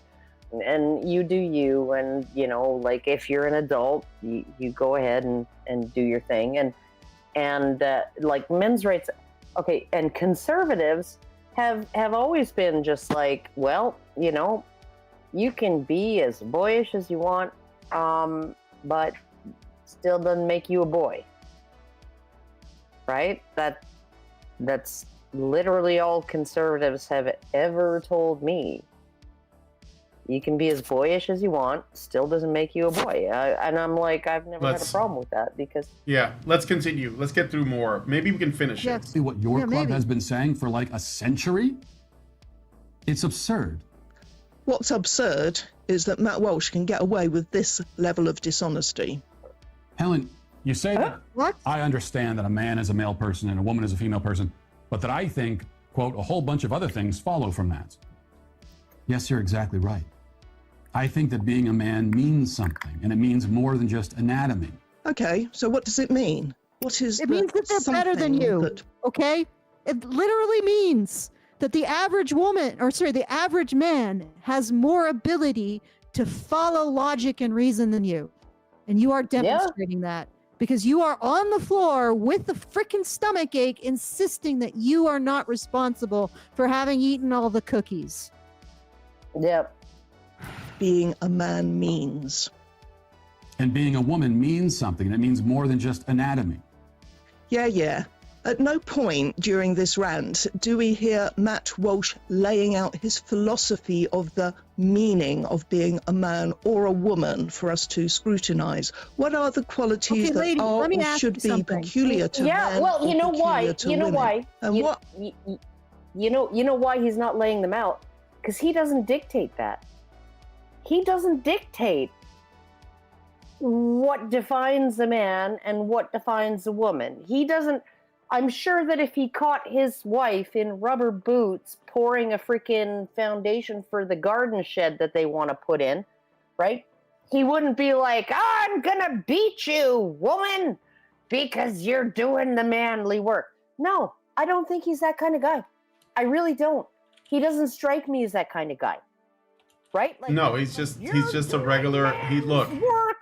I know that because he is called a conservative commentator, it means a bunch of shit gets attached to him. But I think he's just a regular guy with common sense that's in a heterosexual marriage with a woman and a bunch of children, and that's it. And it's literally that. There's no like women have to be this or men have to be that. The only people doing that are feminists like this. The only people that do that are feminists. Yeah, no, he's like, okay, my wife naturally kind of gravitates towards these things, and I naturally gravitate towards these other things, and it works for us, and that's great, right? Well, you know, like, okay, if people are able to figure out their relationships all by themselves, right? And how they want to be in the world all by themselves. That doesn't necessarily mean that, that like, just because I like tinkering and playing with like power tools and stuff, that doesn't mean that like I'm a man. just because my husband has never taken out the trash, and he has never, except when my elbow was broken and my knee, he's never been the one to take the trash to the curb, right? Just because of that doesn't mean that he's the woman, right? It's like, Yeah. no. People work out their own. They work out their own arrangements. Should we play more of this, Allison? Are not that rigid, even among conservatives. Just Yeah. go for it. Beggars belief is that he should tell the highly accomplished Dr. Helen Joyce this. See, what you don't understand is that your rejection of this principle, your claim that a whole bunch of things don't follow from being a man or a woman, that being a man or a woman has essentially no significance aside from differences in sex organs, means that you and your ideology are to blame for exactly the thing you pretend to be fighting against. I mean, that's just fucking true. But anyway, let's see. What is she going to say to that? You made this. You did it. Get out of here. If Matt Walsh really believes what he's saying here, then he's stupid. I don't really think he's stupid. I mean, he's obviously not as intelligent as Helen Joyce. I just think he's very invested in the conservative and religious position he has become famous for. That's the side on which his bread is buttered. And he's going to stay loyal to it, even at the cost of looking a bit silly and losing some of the respect he gained for making that documentary. Stop. Okay. Let us set aside prescriptive gender roles for men and women. All right. There is one side that has said the only difference between men and women is anatomical. And that is the feminist side. It doesn't matter if there are psychologists or psychiatrists who took that concept and ran with it. There is one side that says that gender roles are not biological. They are something that have been forced on women by men. That women occupy a particular role, and that is oppression. It is not biology. It is oppression, right? That's what you promoted. You promoted this view of reality as constructed around men oppressing women into biological roles. And furthermore, you said there is nothing in men biologically that explains their behavior, right? There's no biological basis for men's behavior. There's no biological basis for women's behavior. It's all socialization. Therefore, women, if there's anything that's considered a man's virtue, that is because patriarchy has artificially ascribed it to men, and women also do it. So everything is socialized. Yep. Right? Every behavior men engage in is socialized. Every behavior women engage in is socialized. It's all just anatomical differences. Are you telling me that doesn't explain? Okay, well, first of all, if you believe that it's all socialized, that when trans women say, I am a woman, that's it. They're not going to behave in those aggressive ways that you say men behave. Yeah. Because they've disavowed the masculine socialization that causes it. Yeah. So you have absolutely no reason to stop them from going into your bathrooms. Right? Yeah. And if everything is fucking socialized, you have no reason to stop them from going into your athletics. Right? Nothing. You have no grounds to argue against them. And that's the problem. That's what Matt Walsh is pointing out. You say everything is socialized. Everything is either created by the patriarchy socialization, or it's just purely anatomical. You get one or the other.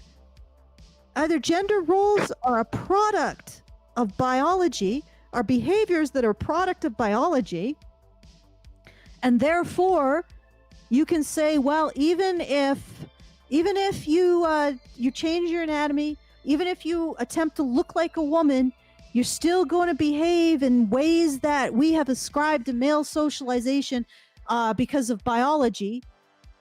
Or you just acknowledge that once trans women say, no, I'm a woman, then you can no longer hang patriarchal socialization, the original sin of patriarchal socialization on them, right? You just can't. And that's the real thing I think that she's pissed off about. She's pissed that men found a way to slip the noose of her condemnation.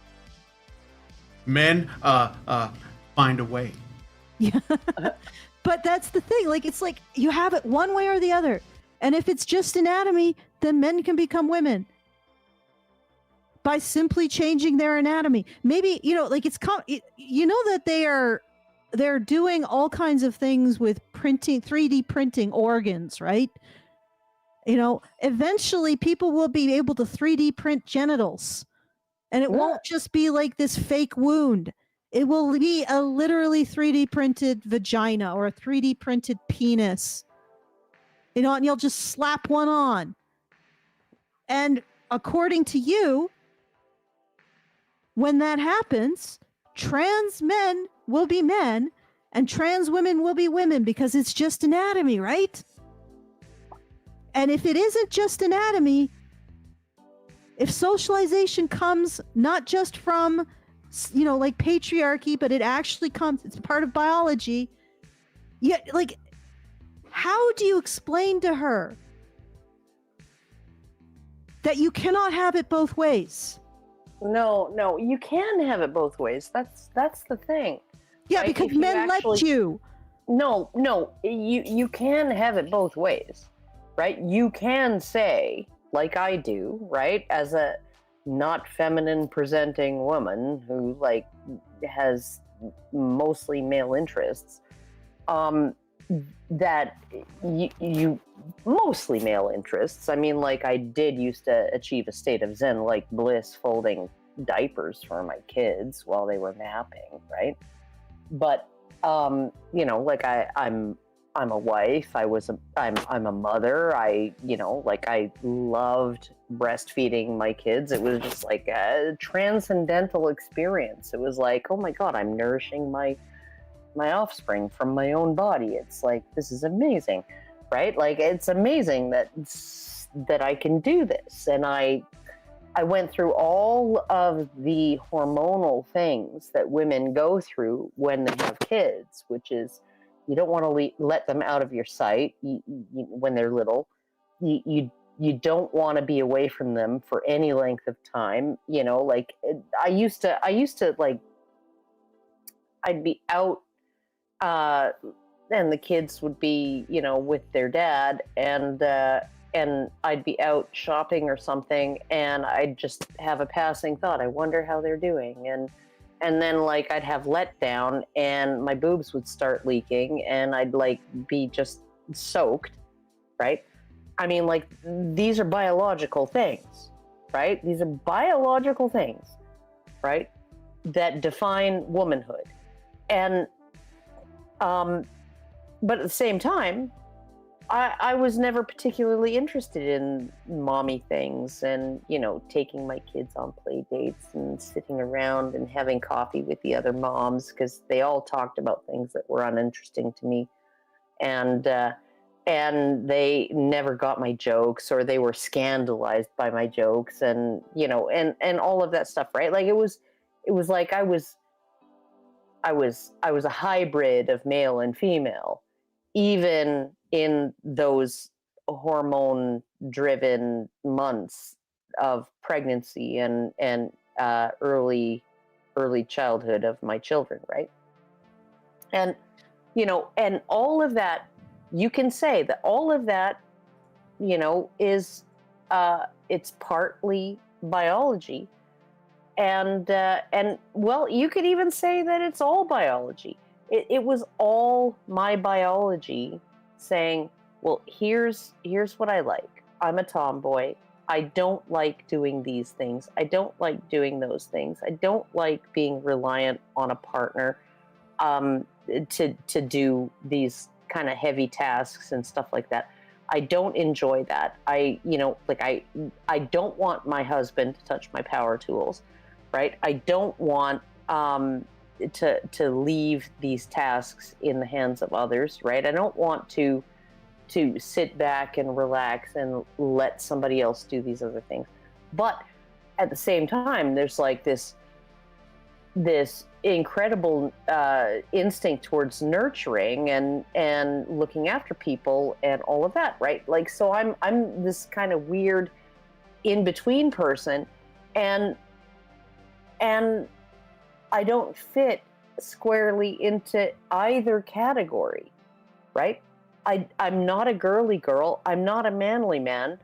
I'm just me, right? And that me is probably because my mother chopped down a freaking birch tree with a hatchet when she was 7 months pregnant with me. Blame the birch right? tree.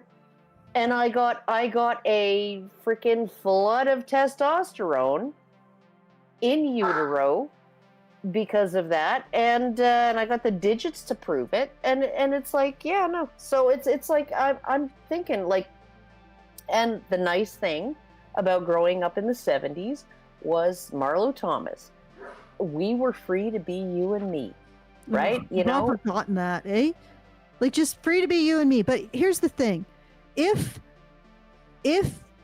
gender roles are socialization, then they're just costumes that people put on. And there's no reason why people men can't put on a woman costume, and yeah, women can't put on a man costume. There's no reason to. And I honestly say wonder, I would ask this of her. What if we say that trans women have to have their own bathrooms, right? Okay, what if we say that? What if we say that trans women can't go into women's change rooms? You know, they can't go into women's sports. All right, so we let's have a compromise position. But trans women still are morally dominant over you. How's that? Would that work? Do you like that? I'm guessing not. No, she doesn't. That's the thing that she's really afraid of losing. That's honestly. That is the social role she doesn't want to give up. That's the real social. Yep. All of this, trans women will rape women in their bathrooms, but it's okay to have women in a locker room entirely full of men. That's fine. But if one so-called man goes into a locker room entirely full of women, oh my God, it's just rape central. You know, that's just how she's selling what she's really afraid of.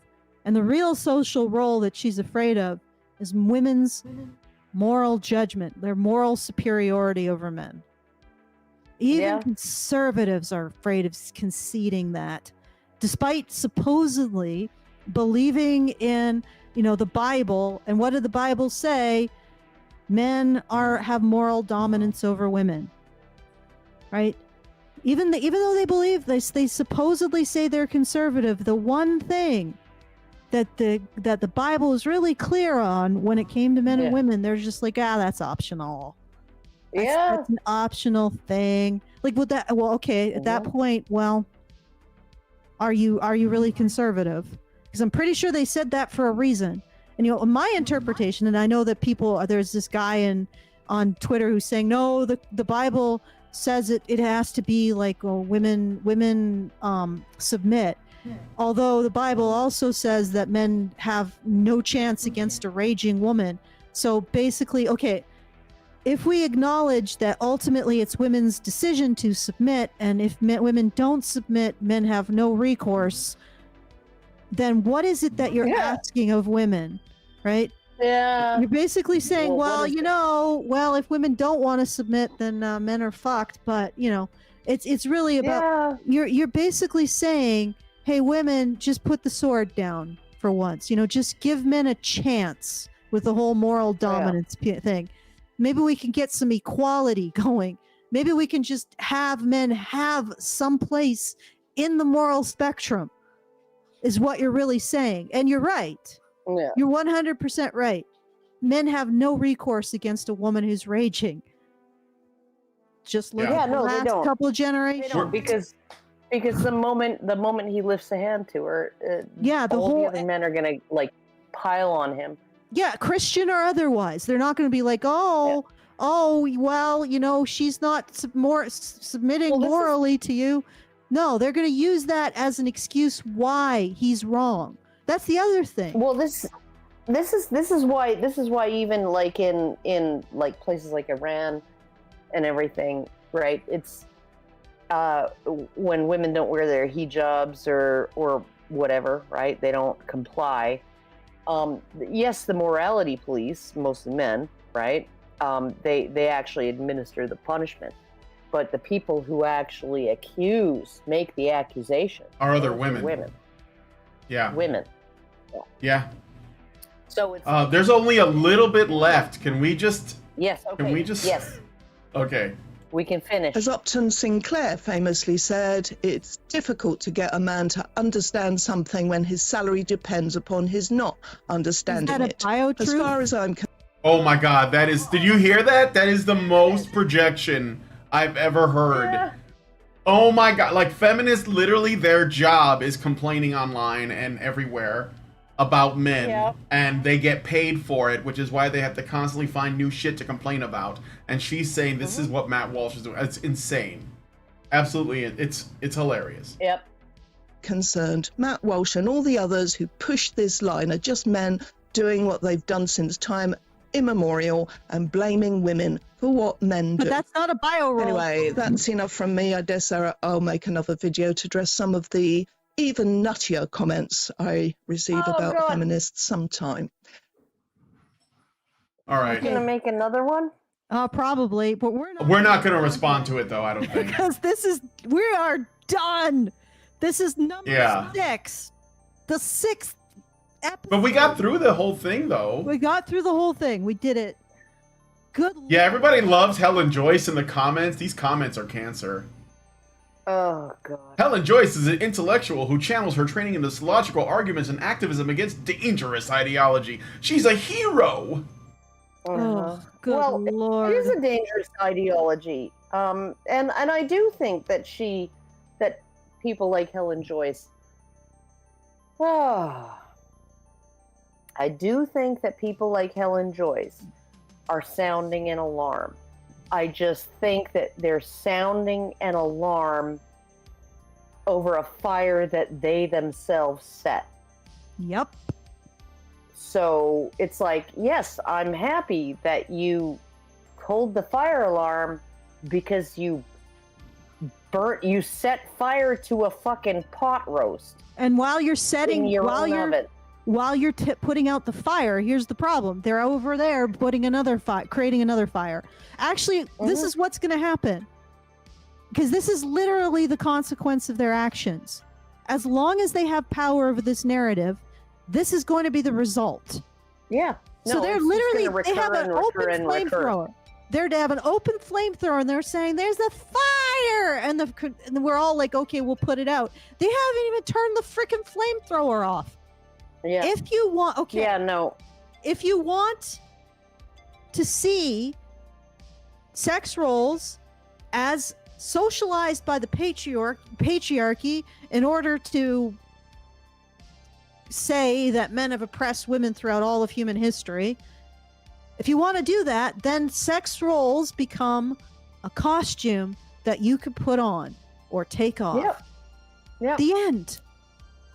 And then you have this situation. And this is the thing. The conservatives are going to continue to give the flamethrower back to these women as long as they continue to believe some variation of men oppress women. Either in the past, where incidentally, that's where we were more conservative in the past, which apparently is where men were oppressing women. So I don't know how conservatives can simultaneously say, oh, I'm a conservative, but I also believe that conservatism is Satanism. Really? Like, you basically believe that conservatism is like being not a human being. It's subhuman. Like, conservatism has absolutely no moral basis in anything when you concede that everywhere that conservative thought is a horrible hellscape for women. Like, you don't see how you're basically undermining your entire worldview? Like, this is incredibly lazy, short-sighted thinking. But as long as you think this, you are handing power over to these women. And the only thing you get out of this equation is to be blamed when they overeat the fucking cookies. Right? Like that you're just there to be conservatives are just there to be blamed. They're just there to be the party of single women's whipping boy. And then when they're done whipping you, you continue to serve them by saying, oh, everywhere that feminism isn't is a horrible hellscape for women. In the past, it was a horrible hellscape for women. Well, you mean when we were more conservative? In more conservative cultures, it's a horrible hellscape for women. Did I tell you that I'm conservative? Even though I think that all conservatism is a horrible hellscape for women? How can you be so self-defeating? Yeah. And again, it doesn't matter how reasonable somebody like Ramaswamy is. If he's handing the power over to his opponents.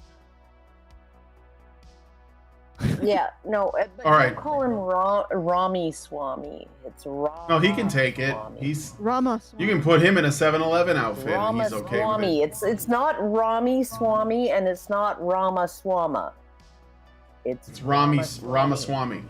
Ramaswamy. I got some super chows and I guess we have thank yous maybe. I know this is really bad of me, but I really, really want to go out with my dog right now, and he wants me to go do hurdles with him. So can you do like the super chows and all that? All right. Do you need to? Yeah, I can do it, but thank you. I'll all right. Do the thank yous. Okay. Do it. Go ahead. Make my day.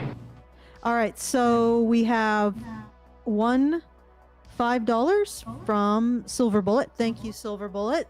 Thank you. Come again. And that's it for the thank yous, unless somebody slips in under the wire.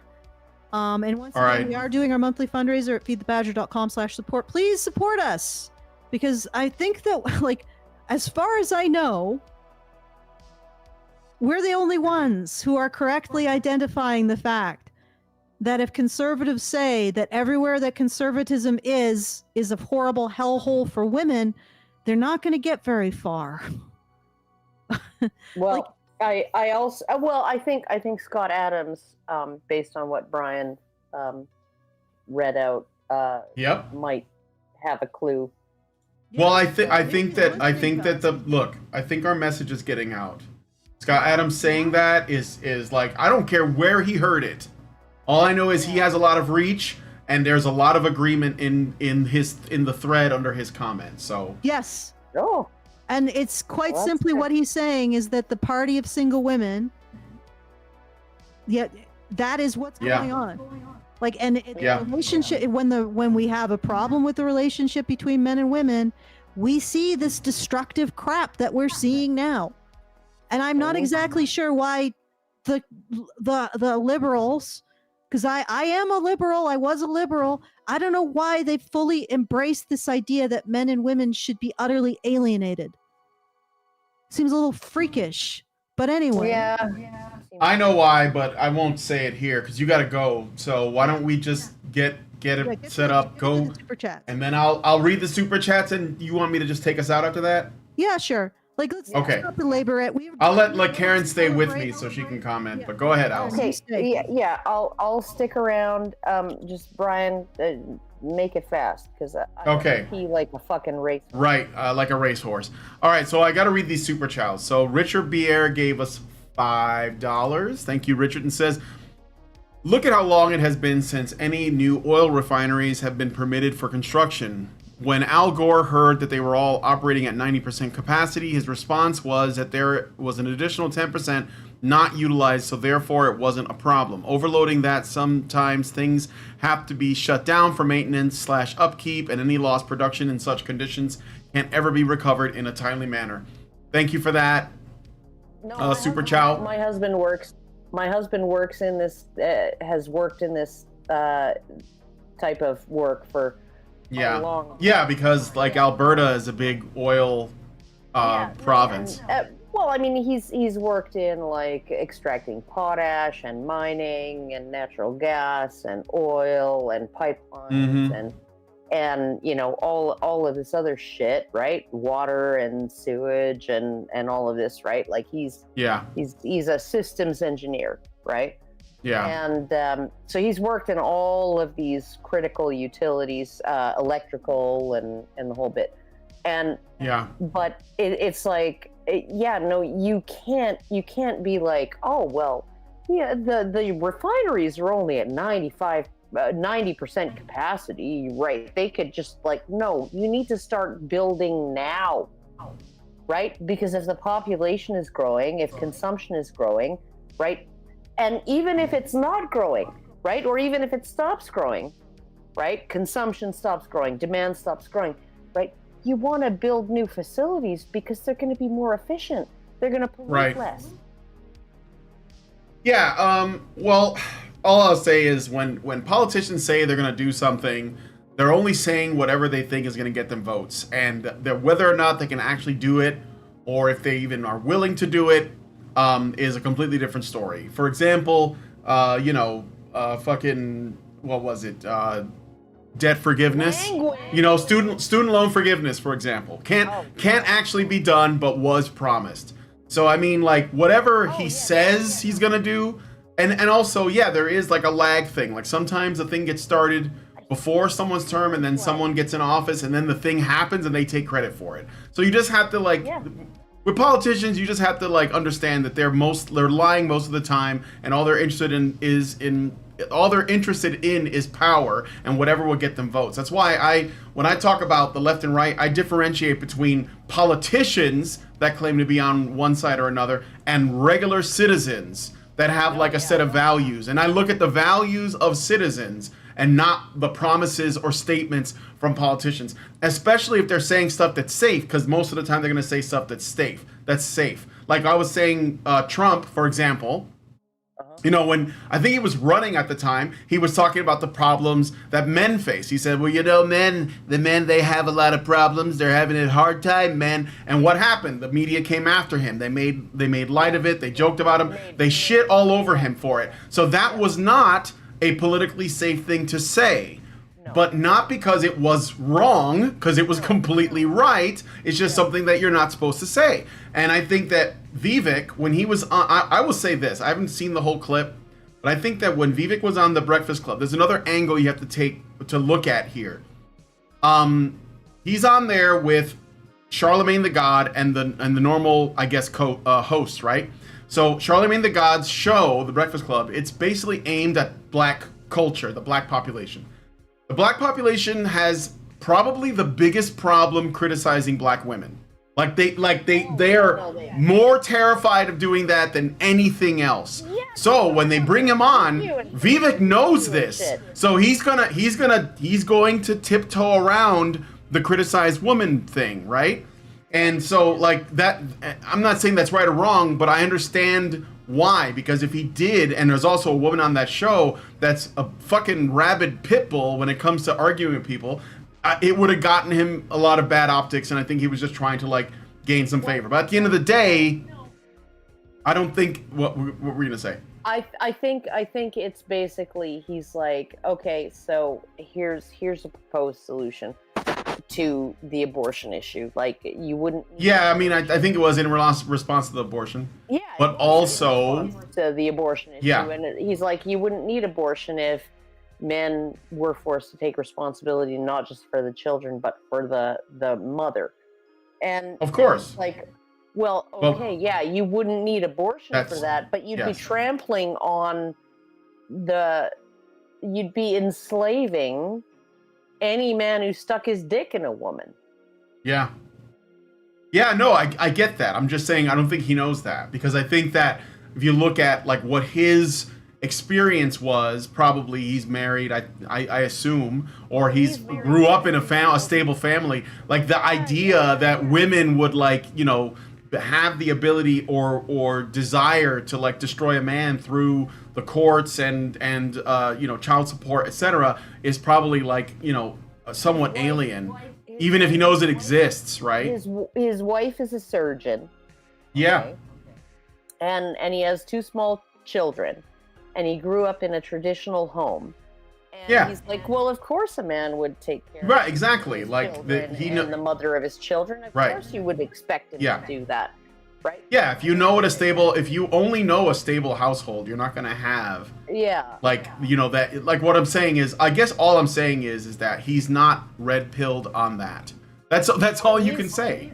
Yeah, no, like I said, I love him on so many things, but that's the one thing that I'm just like, oh. Yeah, but I mean, that's usually where a lot of people fall short. And I don't think it's because they're intending to be ignorant. I think it's because they don't know. Like, Well, and it's I think honestly, I love Trump on so many issues, not on the vaccines, right? Right. Well, Ramaswamy on so many issues, not so much on that whole alimony for single mothers. I agree. I like. I mean, it's candidates on a lot of things. Right. I love RFK Jr. on certain things. Vaccine things. Not on the universal basic income, and No. And what's the other thing? He's like friends with that guy. I can't remember his name. Black socialist guy with the Marx afro. But yeah. No, I just like I'm just like okay. Well, I like Tulsi Gabbard on a lot of things, but she's very socialist. Same. I agree. Foreign policy, right? Yeah. And I don't love her on domestic policy, right? So yeah. It's like I'm just like there's no candidate that. Well, yeah, there's nobody. Like, I like that Josh Hawley did a whole speech about men's issues, and I mean, he is a conservative, sure, but like, I don't care. I like, he said the right thing. That's all I care about, right? Well, and Tucker but anyway, Carlson did a whole series of freaking. Yeah. Tucker segments Carlson on- did a whole month for men's issues. I mean, Yeah. look. All I'm saying is this. I don't agree with Warren Farrell on every men's. Yeah, I agree with that too. So, he wanted to get rid of guns, right? Okay. Richard Bier, I'm going to move on to the next one, gives us $5 and says, who was promoting corsets for women even when there was medical evidence that showed that they were detrimental to the health of women? Women Was were. it women? Women were. It was women. Okay. I thought so, but it was worth, thanks for the super chow. No, men would have been like picketing if it was like a considered seemly. They would have been like, free the love loaf too. Free the love loaf too. Let your boobs hang free. We want to see them. Yeah. Yeah, no, honestly, like bustles and corsets and shit like that. That was all women's fashion. And women were trying to compete in the sexual marketplace, so they came up with. No, I mean, like, of course, you look at like things. They still do it. Like, there's like, women are getting all kinds of plastic surgery, lip fillers, and they're using fucking filters on their phone. I mean, like, it's not the impulse hasn't changed. Yeah, no, and men aren't the ones saying you have to do this, and feminists go and complain about it. And of course they can't blame like men directly, so instead they blame society. Women at the post office. This is like 150 years ago.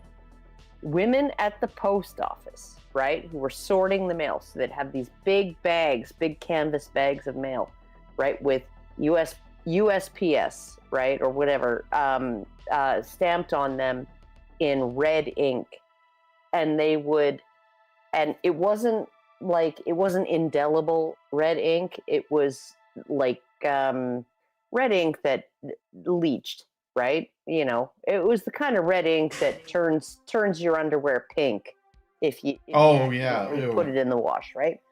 Yeah, I know yeah. And they would drag their fingers through that ink, okay, and apply it to their lips. Oh yeah, sure. And it's like, okay, I don't know whether men necessarily found that to be particularly attractive. But women did it anyway because women are supposed to have red lips. Yep. So, Okay, I got. Go ahead. I'm gonna read. I got another super chow. go Richard ahead. Bier gives us $5 and says, "So Matt Walsh is there to usher in the establishment of the Republic of Gilead." Well, I'm sure that's what that woman Maria MacLachlan would say, or but obviously not. Gilead, is that in the Gore novels? That's from the Handmaid's Tale. That's the country in the Handmaid's Tale, or the land, or whatever. No. Matt Walsh is there to establish the autocracy of Gore. Oh. Yeah. Patriarchy. Yep. 100%. Gore. Dispatcher. Gilead's just like freaking small change. Yeah. Dispatcher gives us $10. Thank you, Dispatcher, and says, "I admire your work." Well, thank you. Please subscribe if you're not already subscribed to the channel. We have lots of shows, lots of times. I'm always here. I basically live here. Thank you. But then Boda gives us $5 and says, "Karen would love Dr. Shiva Ayadurai. He was recently on Ryan Dawson's show. He exposed Vivek for his shady drug scam he did with his mother. He's a quack." I think it's a quack. It's a duck emoji, it looks like. Thank you for that.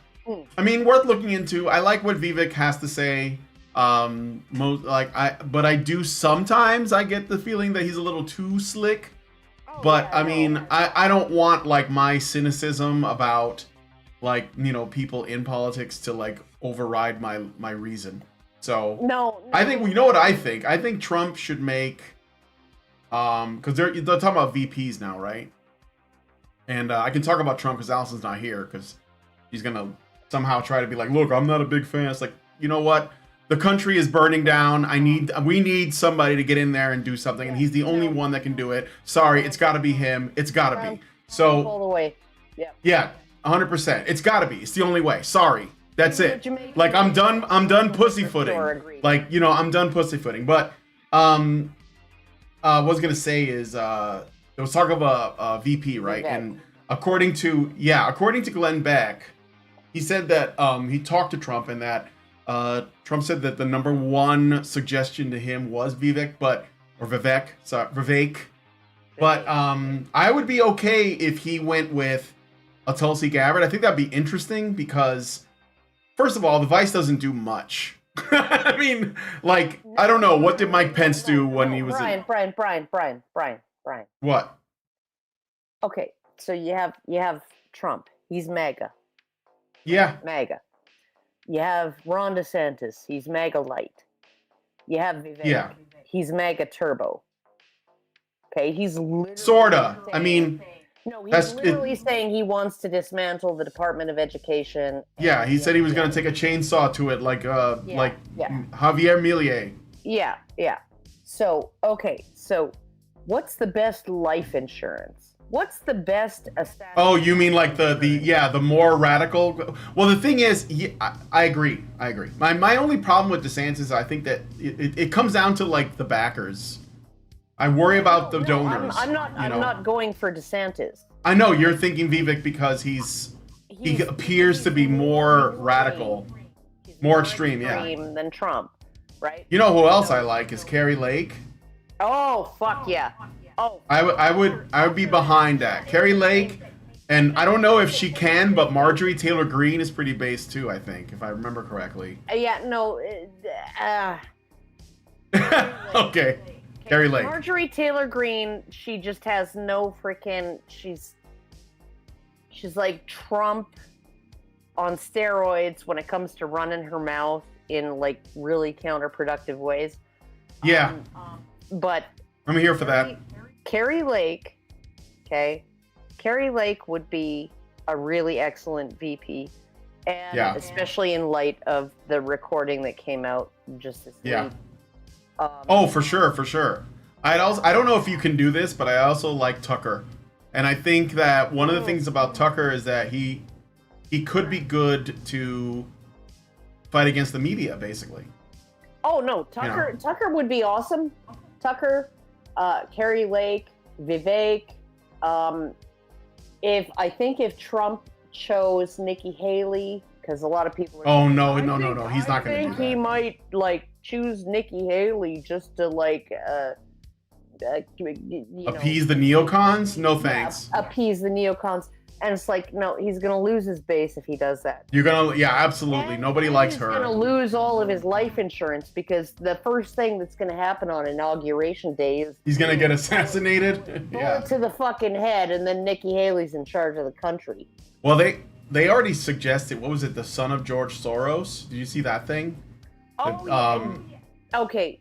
You know,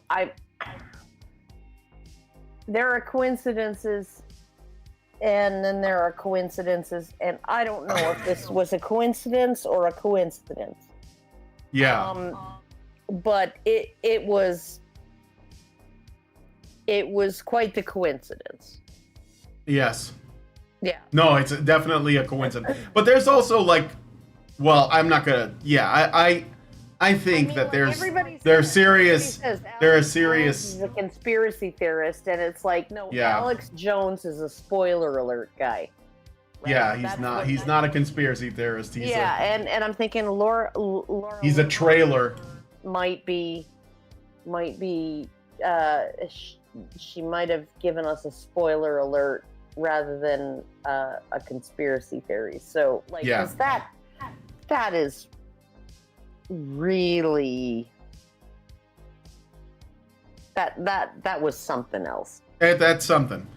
All right, I got two more, and then I'm gonna close it out because I'm gonna eat some dinner. So, Boda gives us $2 super chat and says, "Dr. Shiva Ayadurai, like Trump better, look into him. $2. Thank you for that." And then I got one from Richard Bier. Put your Badger's hand up there. For $5, and he says, "Have you heard about what the women did in the watch dial factories working with radium paint?" I don't know what that is, but thank you for the super chat. They Super chat, probably sorry. painted their faces with it. Oh yeah, I could see that.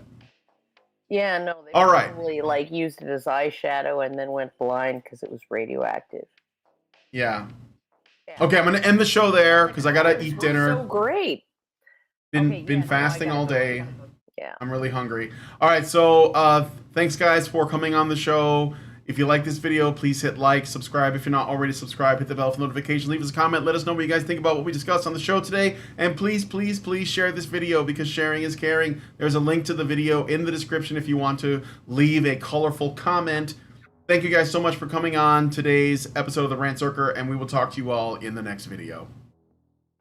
Are machines, dude. Okay, they are literal machines. They are talking point machines. They are impossible to fucking deal with, especially if you have like a couple dudes who have good memory on top of that too. Holy shit, you're fucked.